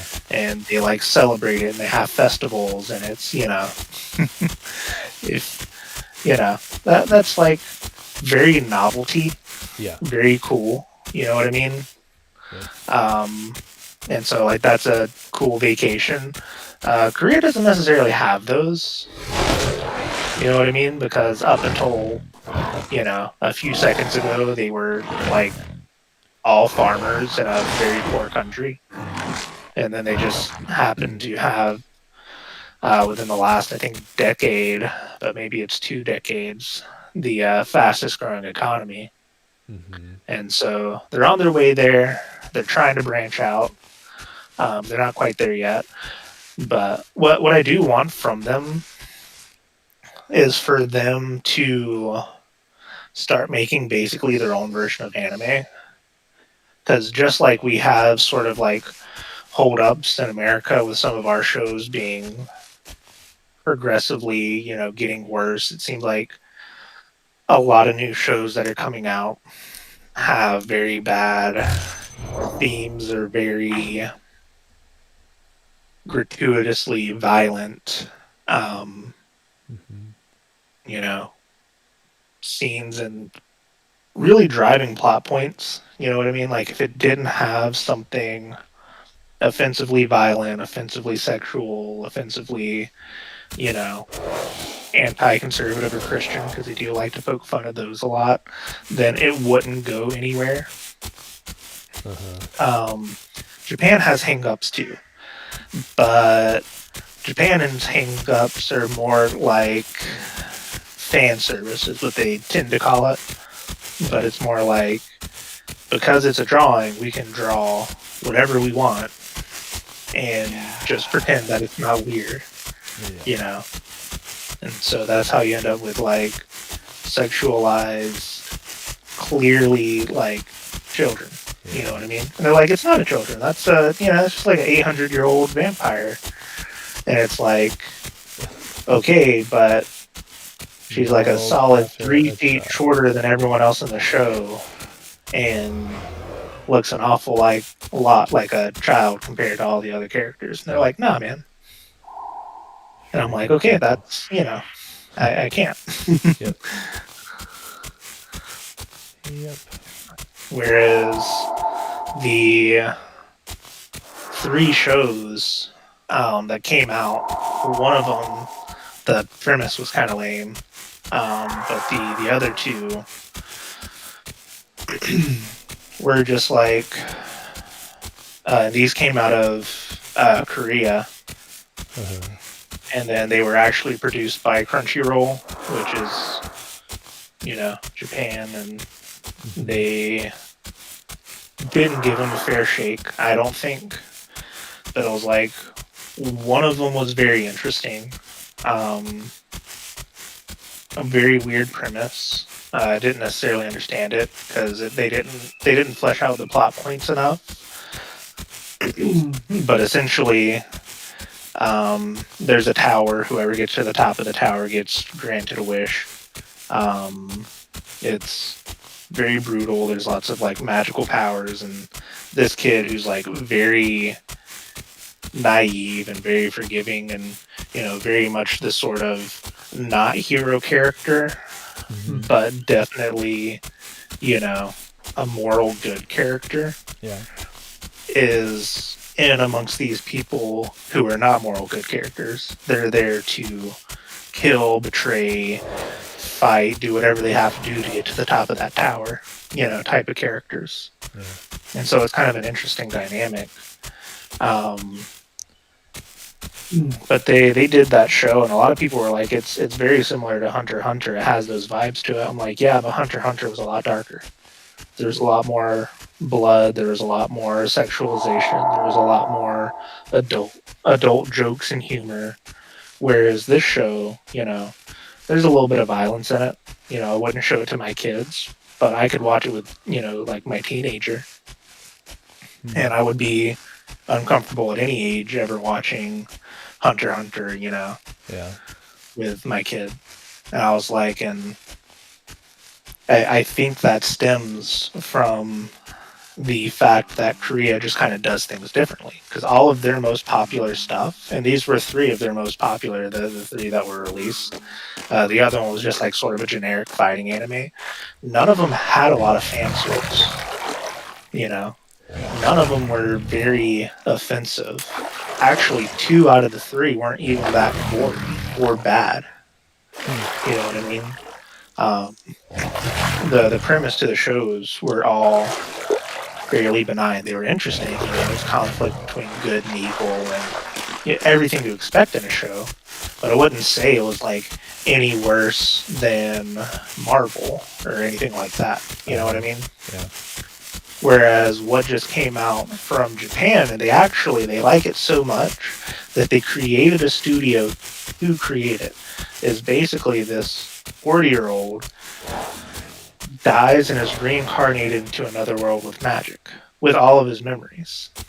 And this 40-year-old was a loser, and he has some trauma from that because the entire show is about him getting better from where he was previously to where he is now. But I mean, like, not everything is something they view as something to get better from. Like he was a porn addict, and the reason why they view that pathetic isn't because he's demeaning or anything like that towards women, or because porn is bad. It's because he But can't get laid. yeah, that's exactly it. Yeah. And so in this world, he's a pervert, Yeah. and that's considered a good thing. But it's a very bad thing. It's a very awkward thing because he's a 40-year-old pervert in a baby's body. You know what I mean? Exactly. And he grows up and he remains a pervert. When he's 8 years old, he's a pervert. Weird. Yeah, exactly. It's very weird. And that's what Japan is producing at the same time that, Korea is producing this fairly interesting, what happens if a naive character is, overpowered but surrounded by, all of this evil and betrayal, and it kind of becomes more of like yeah, there's an interesting plot, but really it's carried by like character dynamics. So it got a little bit more depth to it. And I wouldn't say it's like very deep. It's not like the deepest anime I've ever watched or anything like that. Mm-hmm. But it's certainly deeper than, you know, this guy who's a pervert who stays a pervert. Yeah, And the he's only gross. dynamic he gets is like a little bit of courage. You know what I mean? And people are like, wow, courage. And I'm just like, courage gets your foot in the door. You know what I mean? Like, Yeah. I think there's truth to the idea that you have to have courage to uphold your other moral principles. But courage isn't by itself a moral principle. I was gonna say, yeah, courage isn't necessarily moral. I mean, you can be bold about good things and bold about bad things. Like, you can be courageous about being completely selfish. You can be courageous about taking a risk, but risk taking is not inherently good. It's what you're taking a risk for and what you are risking. Mm-hmm.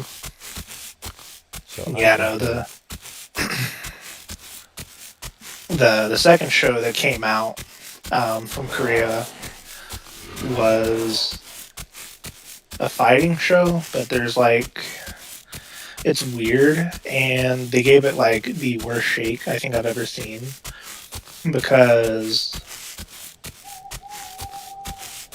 they skipped so much that like they skipped like several hundred chapters within that first season okay. because it's supposed to be a very kind of slow progression, a lot of character building. You know what I mean? Like there's this main trio of friends, but they're all in this tournament against each other. You know, and in this tournament, the people have promised that whoever wins the tournament will get whatever wish they want granted. So similar premise to the other one, but also very different in settings at the same time in character dynamics. Um, but I don't know why. Just random selection. They chose, three, two out of the three had to deal with like wish granting. But and these wishes were limited, though. It wasn't like you can wish for anything. It was like a company, was doing this, and they obviously weren't expecting someone to ask more than they were willing to give and whatnot. But it's interesting as well because you get to see their friendship, but also under a lot of stress. Like one guy, the reason why he's in that competition is because his friend is dying and he wants to win so that he can afford to get him medical treatment. Mm-hmm. You know what I mean? And he has to compete against his like other two friends. Yeah. And it's like, Who are apparently the worst friends ever because they're like, hey, my friend is dying, and they're like, hey, I want to go to college.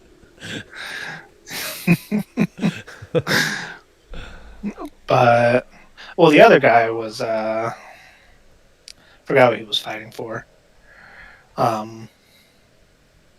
But no, I mean the one was fighting to carry on her family's um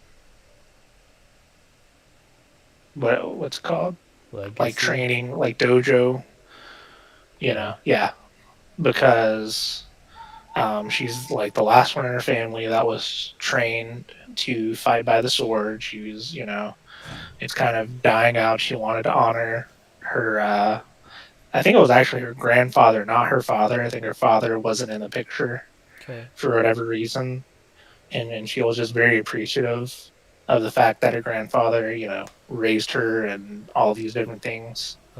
Um, and she wanted to carry that forward by continuing his practice and teaching and those sorts of things, and to carry his martial arts forward into the future. She didn't want it to die off because she felt like that would be kind of like Yeah. him dying off again. You know what I mean?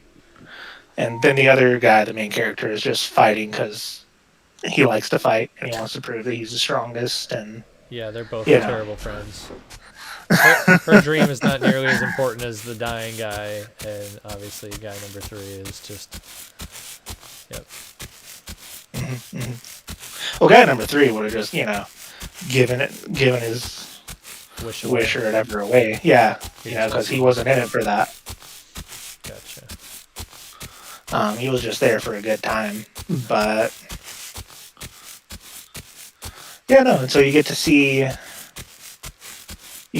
their friendship develop through fighting in the written version of it. And this one, you get to see backstory, they fight, and then I don't know, they're somehow still friends at the end of it. Because they skip like 200 chapters. And it was super confusing in every, way that it could be.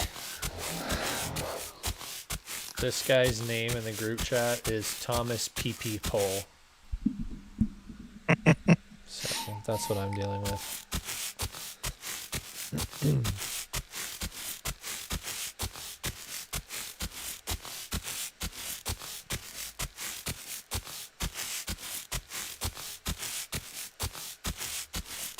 Yeah, one of my semi-short-term goals for us, though, Mitchell, when we get you down here and working, is when like we really kind of explode. We need to get you a PS5. So, Oh yeah, one thing what's funny is I went a long time having money and then not spending it. And that was a good thing because, now I don't have money and I'm glad we have like savings. I want to spend so much money. You know what I mean? yeah. Like, I don't know why something about being broke just makes you, just want to full send. Like, I've never, ever before bought any sort of like micro transaction or cosmetics in a game. And I'm just like, I'm gonna do it. yeah, like, it's only $20. Come on, man. Yeah. Sometimes it's worth it. It just depends on what it is. Like, what did I actually spend money on Avengers? I think I spent actual money on Avengers one time, and I don't remember which thing it was for. But yeah, now that the Iron Man skin is out, I've been grinding to earn in-game currency, which is a thing.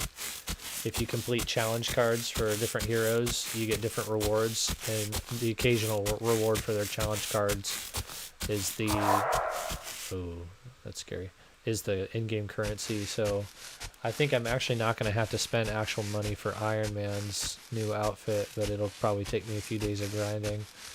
But yeah, this last week that came out kind of unexpectedly. We knew it was gonna come out, but all of a sudden it's like, oh, it's out. And then this is gonna sound out of left field, but I was at Walmart the other day, and did you ever see that show Beast Wars? It was Transformers, but like animals. That sounds very familiar. It was amazing, and I was obsessed with it as a kid. I had a bunch of toys, but I found some toys that are like better versions of the toys that came out when I was a kid, because I guess they're doing kind of a soft reboot of Beast Wars, because they've got some sort of Transformer show on Netflix, and the next season is going to be involving Beast Wars. And so they have the toys that were out from when I was a kid, except the toys are actually more anatomically correct to the TV show, because it was the 90s and toys couldn't be perfect. That is a Utah Raptor, and no, it's a Baryonyx. I need to get out of here. Anyways, they have these freaking awesome toys, and it was like two of my favorite guys at Walmart, and I was just like, I want them. So lots of little stuff like that is popping up for sure. I'm just like, I want to go spend money. I have got to get out of this area. I'm in a danger zone.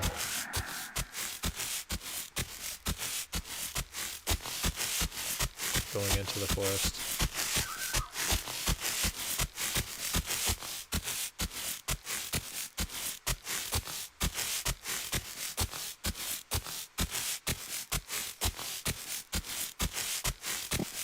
Am I muted?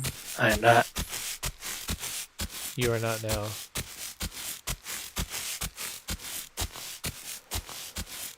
Finding gaming groups is very unfun. as I am apparently boring. Ah!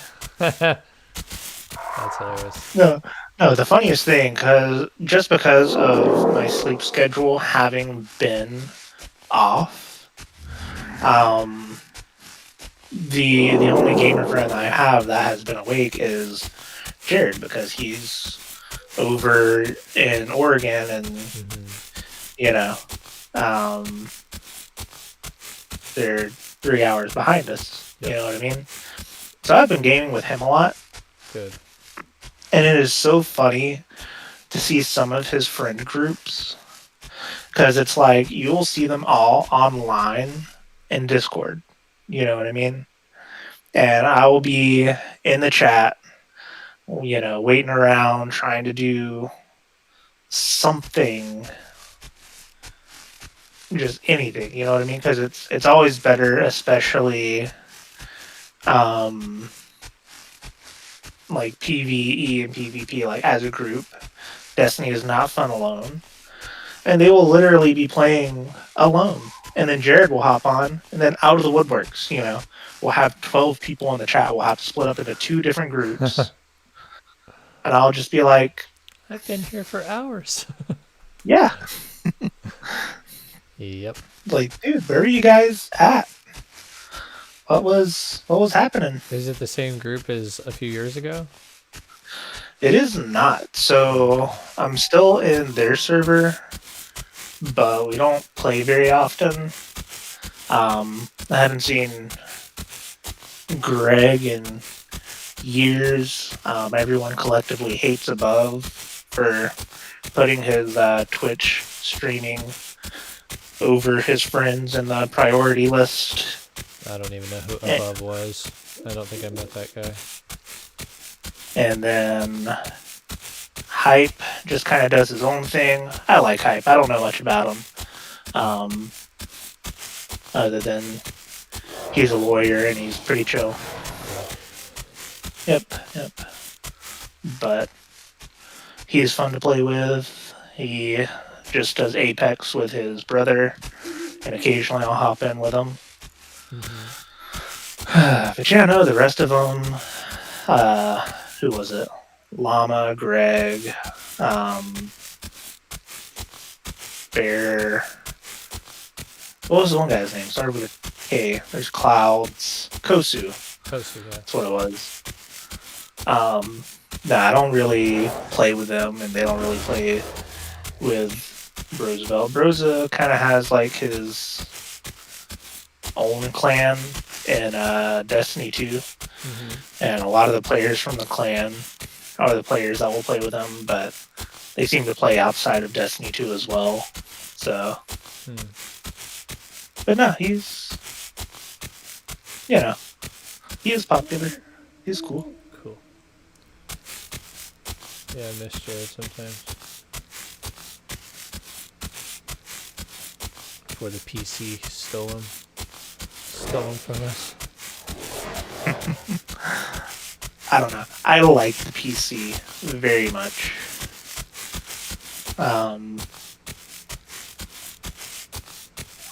I enjoy mouse and keyboard. I like the graphics. I like that I've had this almost as long as the Xbox, but it looks a million times better and isn't trying to, die, because the Xbox is dying.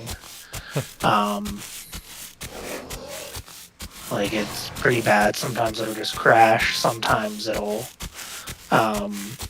there's like, I don't know what it is exactly. It is almost like it overloads the HDMI, because it'll all of a sudden go like very loud, very staticky, very, lots of stuff going on the screen. And then like the TV will shut off and just restart. And it's only the Xbox that it'll do that with. We have cable, we have things other than Xbox. It is just the Xbox doing that. And so we're like, okay, cool. Xbox is somehow, messing with our TV. Yeah. That's a weird thing.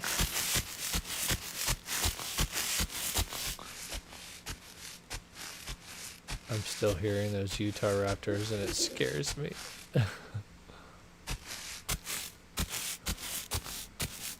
Dude, this map just like keeps like. I'm actually pretty impressed, man. I already told you how big the map is, but like the variety in the landscapes. Oh my gosh, it's all definitely the same type of ecosystem, like pine trees and evergreens and stuff like that, grass and rocks. This map is not tropical at all, but there's like mountains and like hidden valleys and hidden ponds and hidden waterfalls and rivers and stuff. And then you've got beaches, and then you got big valley. It's just got a lot going for it. If you see the stream, you can see there's like a aurora borealis going on, which is pretty cool. I'm watching it. Honestly, what we need, and I don't know how to do it, or how easy it would be able to do. I know there's some like basic versions of it, but one thing with the stream right now, it is very dark. I was about to ask you. I don't know what it is because I can see on my screen, but I don't know why the dark. I think it might be the bitrate because the bitrate sucks on YouTube streaming.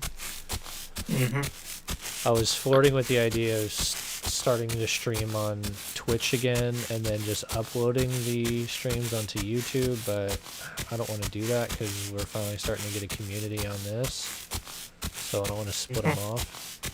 But YouTube definitely has like streaming quality issues. Yeah, I don't know, man, because how would I do that? I don't even know, because normally what people will do is they won't live stream to YouTube. What they'll do is they will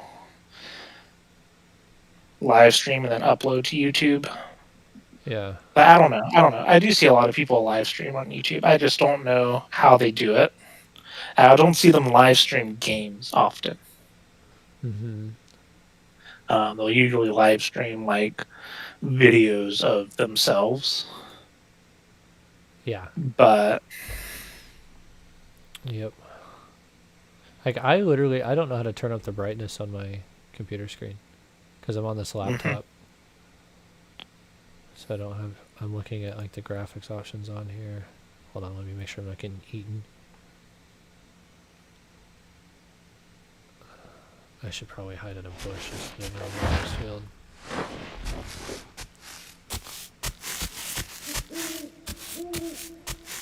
yeah, I think I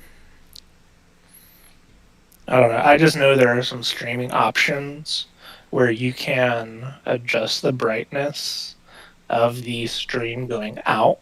Ooh. I wonder if that would help it.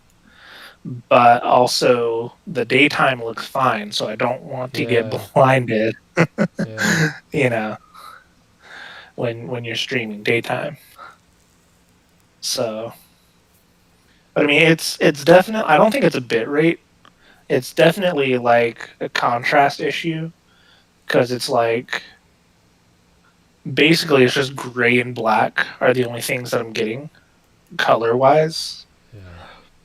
And so it's like black is going to blend in with black, gray is going to blend in with gray. Obviously where black is on gray, you can see different things. You can see like the trees and the rocks when they do that. But there needs to be more variation to the black colors, and that's hard to get. It's actually hard to get on certain screens, as weird as that sounds.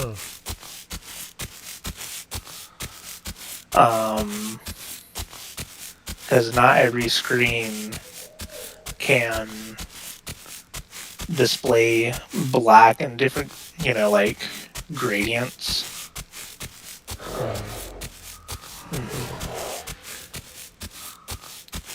Yeah, like I swapped it over to my good computer because I have two monitors. Yeah. And it's not like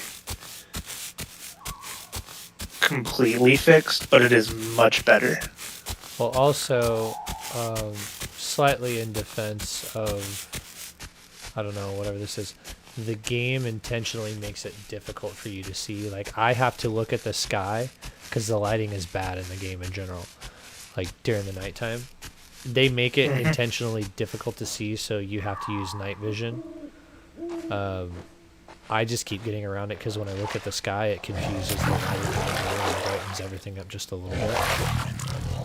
But so it's definitely difficult to see at nighttime in this version of the game. When I'm on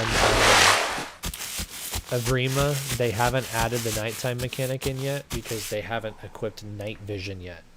But it's supposed to give the game...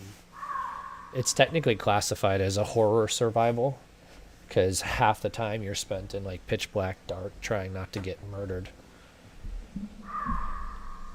By the way, I need to go to bed soonish, probably in the next 15 minutes or so, because I have to work tomorrow. But yeah, like whenever I'm near water, I have a better view.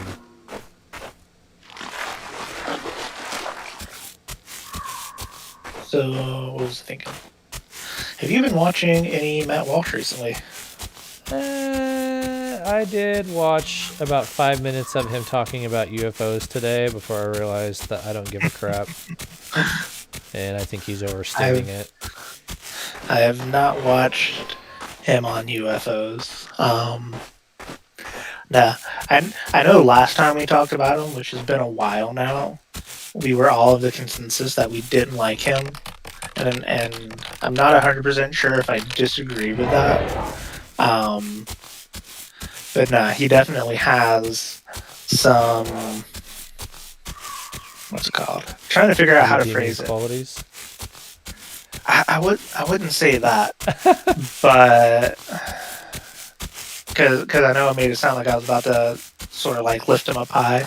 That he's done something that I appreciate, but I'm also annoyed by because we didn't stream it, but we definitely did it first. What? But he basically has these segments where he will pull stuff from like Reddit. He'll pull stuff from TikTok. He'll pull stuff from like pop culture. And then he will give his view on it. Some of it's like a little funny where he's obviously being like egregious. Like he did one of the song Driver's License when it was popular. And he was just like, this is why women shouldn't have driver's license. Actually, yeah. Oh my gosh. Obviously joking. Yeah. But I'm just like, I was sitting there and I watched one and I like enjoyed it and I was like, that's cool. But me and you have been doing that privately for a while where we'll just find like a random thing on the internet and we'll give our 2 cents on it. Yeah. And I'm just like, I didn't know we could be, making money off of this. Just like, this was an idea that people would want to listen to. Yeah. That's what I was looking for. I just heard an Avaceratops. That's what Daddy needs. Yeah. Live streaming this game has been nice. We picked up, comparatively speaking, quite a few subscribers in a shorter amount of time. I was looking at the analytics the other day. I had people watching in France. And one of them was like in Spain or Italy or something like that. Especially because, depending on the timing, right now I think it's morning in Europe. The stream that I got like the more views on, it was midday our time.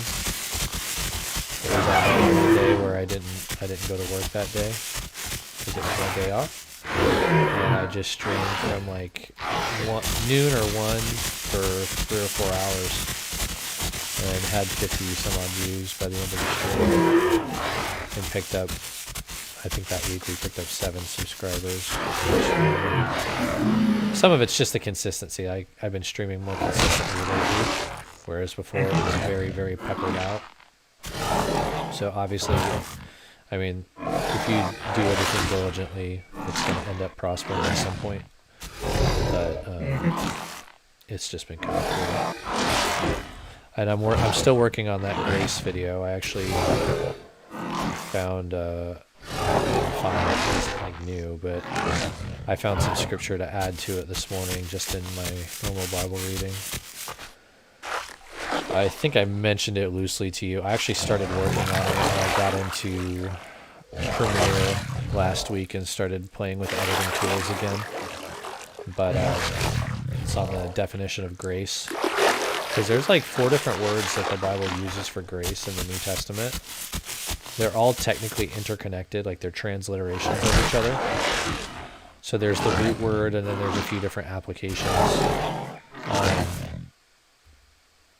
So I'm going to do a video on grace, what it is, what it means, like and I broke down these 4 different versions of the word grace. And there's more than that in the Bible, but those are like kind of the big ones.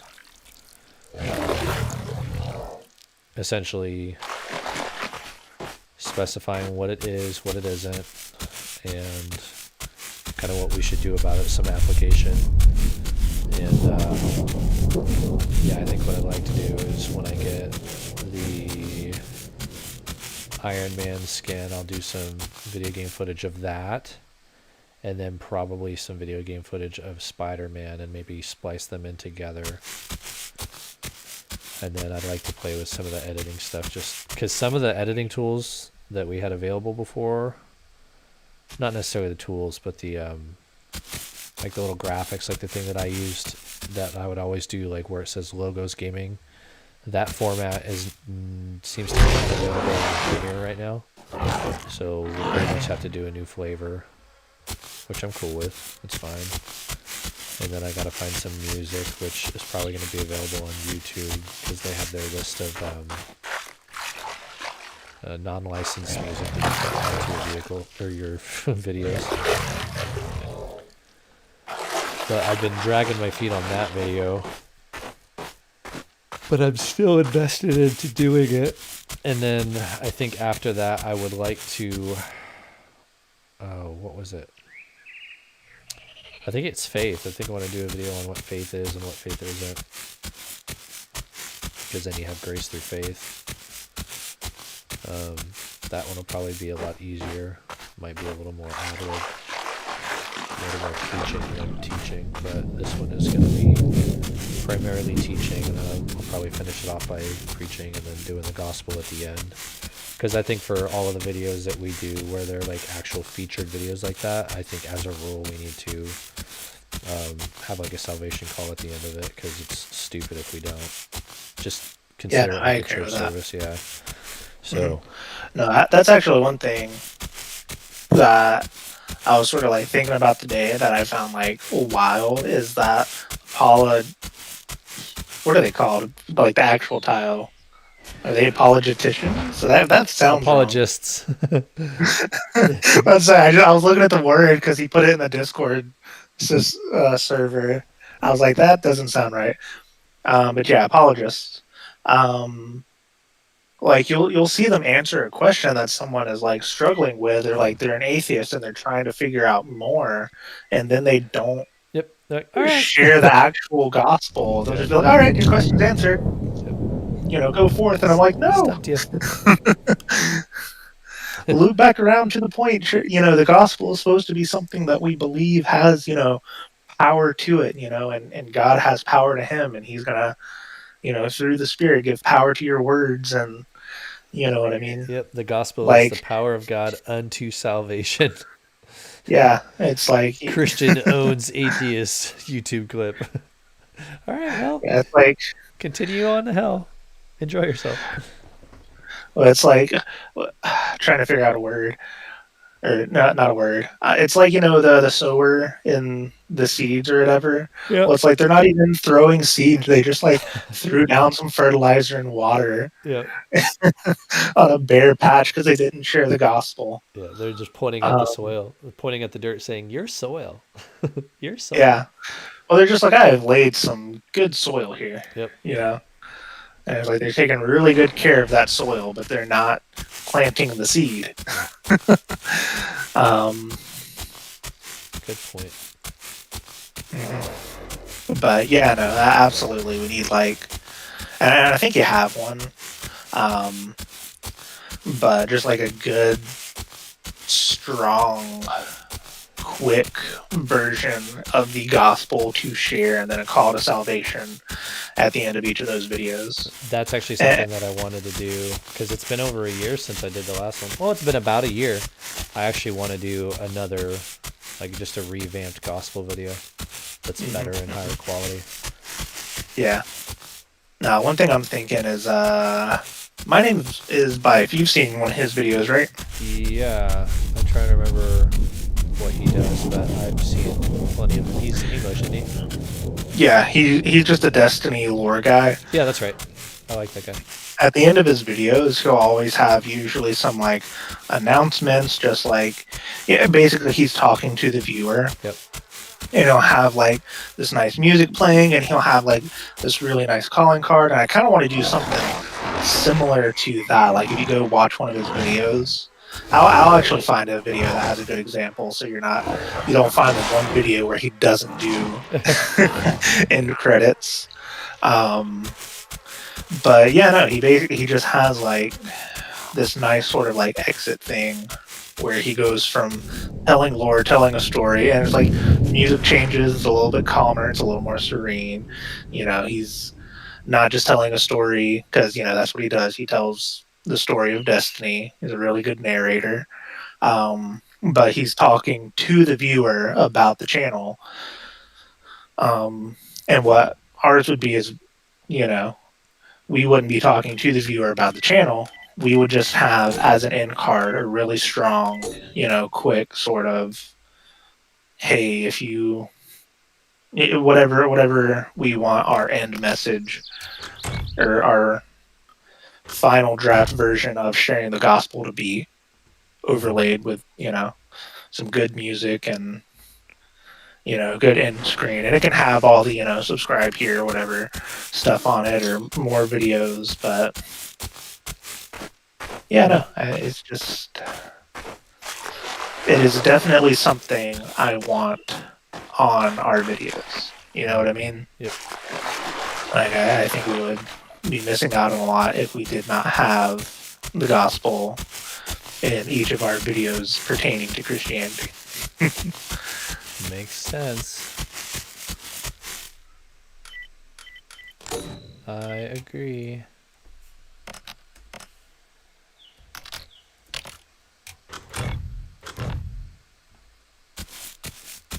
Yeah, I still have not yet fleshed out my ideas, and part of it is because I'm looking for some, spiritual calling on it as well. But I've definitely been thinking about where to go with the channel in terms of like topics and whatnot. Um, which doesn't mean we have to like discuss it right now. Just because I definitely want to flesh out my ideas more, and have the spirit guide me. Uh-huh. You know what I mean? This is something where I kind of feel called to find it on my own to some degree. Mm-hmm.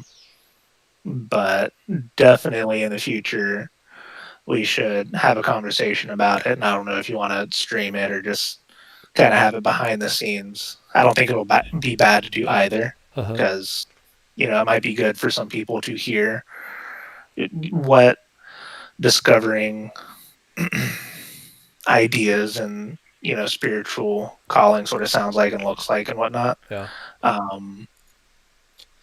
But I don't know. I've just kind of been thinking about it, and we started off doing Bible studies, and we definitely still discuss the Bible and discuss Christianity. I don't ever want to move away from that. I've just kind of been thinking about it. Um, where there's a lot of apologists out there, there's a lot of studies, there's a lot of sources. The church has been around for thousands of years and answered a lot of the major questions that are popping up today.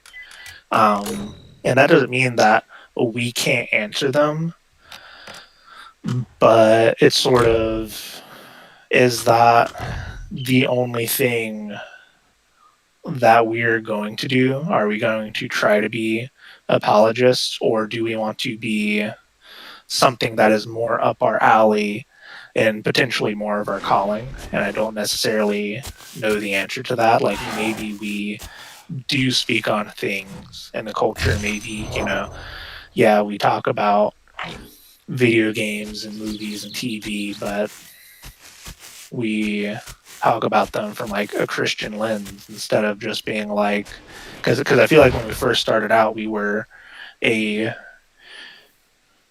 gaming channel that also did Bible studies, and we didn't bring in much of a Christian perspective to sort of like gaming culture. And it's an idea I'm still working on to some degree, Mm-hmm. but because I'm waiting for not just a vague calling on it. Yeah. But yeah, no, I just wanted to throw out there that that has been on my heart a little bit recently, Cool. Yeah. and that I definitely do still feel called to, do the channel. Good. Yeah. I don't have like a lot of clear definition. It's probably because I felt like the Lord told me very clearly to do the grace video, and I've been taking forever to do it. So I should probably get that done. And then maybe he'll just tell me what the next video is, and then maybe he'll tell me what the next video is. I don't know if there's like a tone that well, I'll say it this way. I don't want to fall into a default. I just want to do everything that the Holy Spirit tells us to do. And if that ends up taking a particular flavor, that's awesome. Or if all of a sudden it does become clear, just like the type of vision that we're supposed to have, and then, we just work diligently towards that vision, you know, that it might play out that way as well. A good example would be like, when I'm knocking doors, most of the time God doesn't tell me what door to go to specifically. Once in a while he will, but most of the time I'm just working according to a specific set of principles, and then eventually the fruit comes from that. So it might be something like that, and then sometimes it will be where he tells us, hey, do this specific thing. The more often that we feel that we're actually following the Holy Spirit specifically, I think that's the better option. I think that the default is actually the rare thing. You know what I mean? It's like Mm-hmm. it's like Sunday service. Like our pastors they'll take notes and they'll have stuff that they plan, and then a lot of times they don't end up preaching on that because the Holy Spirit just takes over the service and they start speaking by the Spirit on something totally different, and then all of a sudden people are laying on the floor getting hit by the Holy Spirit and crying and laughing and stuff. But sometimes they're just like, yeah, this is just kind of what I felt like I was supposed to say, and sometimes that's what they're supposed to say, and sometimes it's just them operating according to the vision that the Lord has given them, and he can interrupt that for special stuff whenever he wants to. Well, I think one thing that's sort of important is, by default, I don't want default to sort of like mean that we're operating outside of like the Holy Spirit. Like, the Holy Spirit has a general guideline for, what video topic should be, and then maybe something, specific happens, and we missed, or not necessarily missed, but we haven't yet planned, or to incorporate it, and the Holy Spirit's just like, you guys, missed this here, but this is the big deal, talk about it. Yeah. Like, that doesn't mean that we were kind of planning or going through absent of the Holy Spirit when we were, what's it called, doing our like general guidelines because we're doing what, as a general theme, the Holy Spirit called us to. Yeah, that's what I'm getting at. Like you're working They're towards the just vision, and yes, sometimes you're just doing. Sometimes you're just going to work and knocking doors, and then sometimes God's like, "Hey, turn left here, stop here, knock here." Like yep, it's the same exact thing. Yeah. I think that's correct. but yeah, no, and that's also why I kind of want to flesh it out some more and on my own, is because I want it to be Holy Spirit guided. And I also feel called to sort of go on that, you know, I don't know what to call it, journey, I guess. Yeah. I hate that word, but yeah, I know what you mean. Go down that route. Who hates the word journey though? I do. It's so overused. So I just thought I would invite you guys into the journey that the Lord has been having me go on. I hear that word all the time, and I just feel like it's journey is supposed to have like some gravitas to it. And when people talk about, I'm really going down this cryptocurrency journey or like whatever, just like, oh, I got my weight loss journey, or I got my health journey, or my YouTube journey. I just want people to stop using that word unless they're going on a treasure hunt. hmm hmm It's freaking. Speaking of weight loss journey, mine's been going halfway okay. That's nice. That's awesome. Mm-hmm. Feels bad because I feel like I don't look any different, but the scale definitely tells me I do. I Yeah. haven't like had to go buy any new clothes or anything, but over the last 9 months, I've lost just shy of like 40 pounds. That's huge, bro. That's more than people do in 10 years most of the time. So Well, I that's mean, that being said, I do weigh a whole lot, like percentage wise. I said it was huge. Oh, that's awesome. Yeah, and then when you start walking around all day and stuff, you'll probably shed another 20 like a little bit faster. Mhm. That's good, man. I mean, the goal is to lose at least 100, and that's from where I'm at now. Yeah. Um, but ideally a little bit more than that. What I really want to get into is weightlifting. Like, Yeah. I, I feel like everyone has that like activity that they like to do, and Yeah. everyone should find that like activity that they like to do. Weightlifting's just mine. You know what That's I mean? perfect. Yeah, that's perfect. Um, I really enjoyed it. I'm really sad that we we were promised a gym and never got one here. You know, we've been in this apartment for like 2 years, and they never put a gym in, and we couldn't really afford, for a bunch of different reasons, a gym membership. And there's no gyms like in the local area. We'd have to drive like 30. We basically have to waste an hour of driving a day to weightlift for an hour, and also I'm working 70 hours a week. Yeah. Yeah. you know, and it's like uh, you know it's very I hard to understand. fit that in. But most of the places we're looking at in Florida, they have amenities, they have weightlifting like right there. Mm-hmm. Um, so I'm looking to get into that um, when I get down there.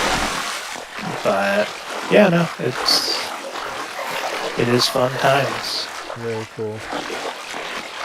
Yeah, I need to get in slightly better shape than what I'm in. I'm just like kind of soft right now. I'm walking around a lot, so I'm not like out of shape. But I need to start lifting some weights and notice my arms are, oh crap, that's a Carnotaur. My arms are starting to get a little bit skinnier. I just lack definition. So I need to get on top of it. I need to run every day, but I freaking hate running. I don't like anything about it. Crap! There's an animal over there. What is that? It looks like a little baby T-Rex, but I'm not sure.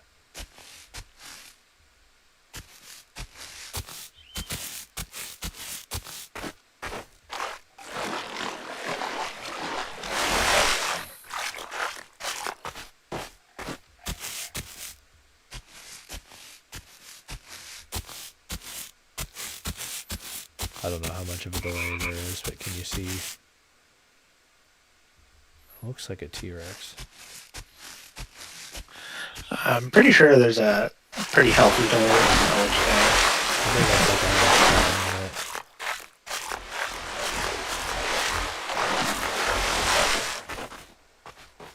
As the T-Rex.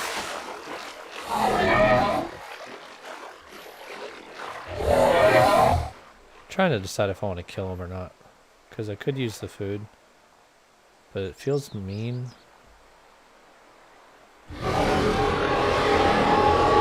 Why are you roaring? That might mean he has help.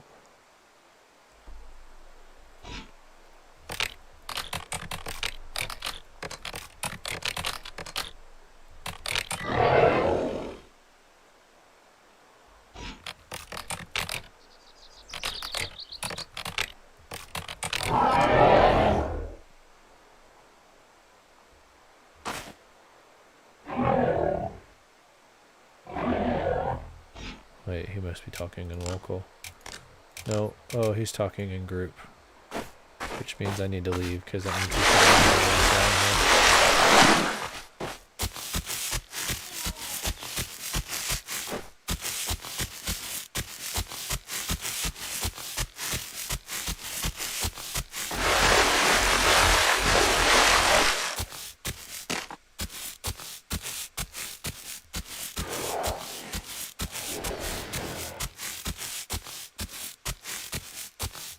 This game can be stressful. It's not like... I actually don't get, like, angry stressful, like heavy PvP, you know, like rage. It's not that kind of stressful. It's just like, you know that around any corner something can try to kill you, and sometimes it does.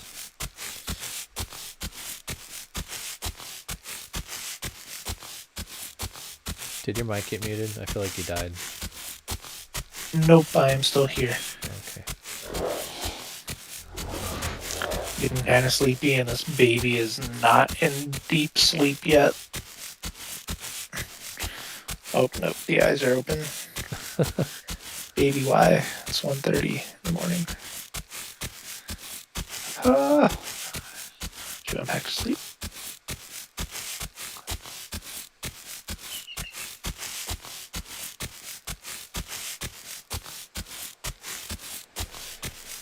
So yeah, when you get here, I know that they're planning on being in West Palm for the foreseeable future. I don't know, like long term with that. I've been thinking about that. I don't know what they're doing with that, because I think I told you that they have me in Orlando still. So I think I already mentioned it, but if I have my way, I will go to you for the first like week or two, and I'll help train you and get you oriented, and then I'm sure they're going to bring you back home, but I'll try to like spend like semi-regular time in West Palm once you get there. But for the most part, you'll be working with Jeremiah, and long term we can just figure out. Well, how long is Caitlin's program? Is it just a school year, or is it more than that, or how's that work? So we will be there at least one full year. Yeah. But we could be in the Florida area, you know, for like as long as I think 5 years. Okay, cool. You know, so we're guaranteed at least 1 year there. I don't know where her second round of clinicals would be, like her second year, if we would be in the same area. And then there's a residency program, which would be 3 years out of Orlando. Okay. So we could end up in Orlando for 3 years. I was hoping / thinking you might say that, so that would be ideal. Obviously, we'll have to see when the time comes, but that seems spiritually logical. You know what I mean? Mm-hmm. Yeah, I mean it's like 2 years out before we'd be in Orlando, though. Yeah. So. That could be cool. Because I definitely want to get you guys plugged into our community and get Caitlin plugged in as well. Because it's going to be cool having you be around people like that, like that.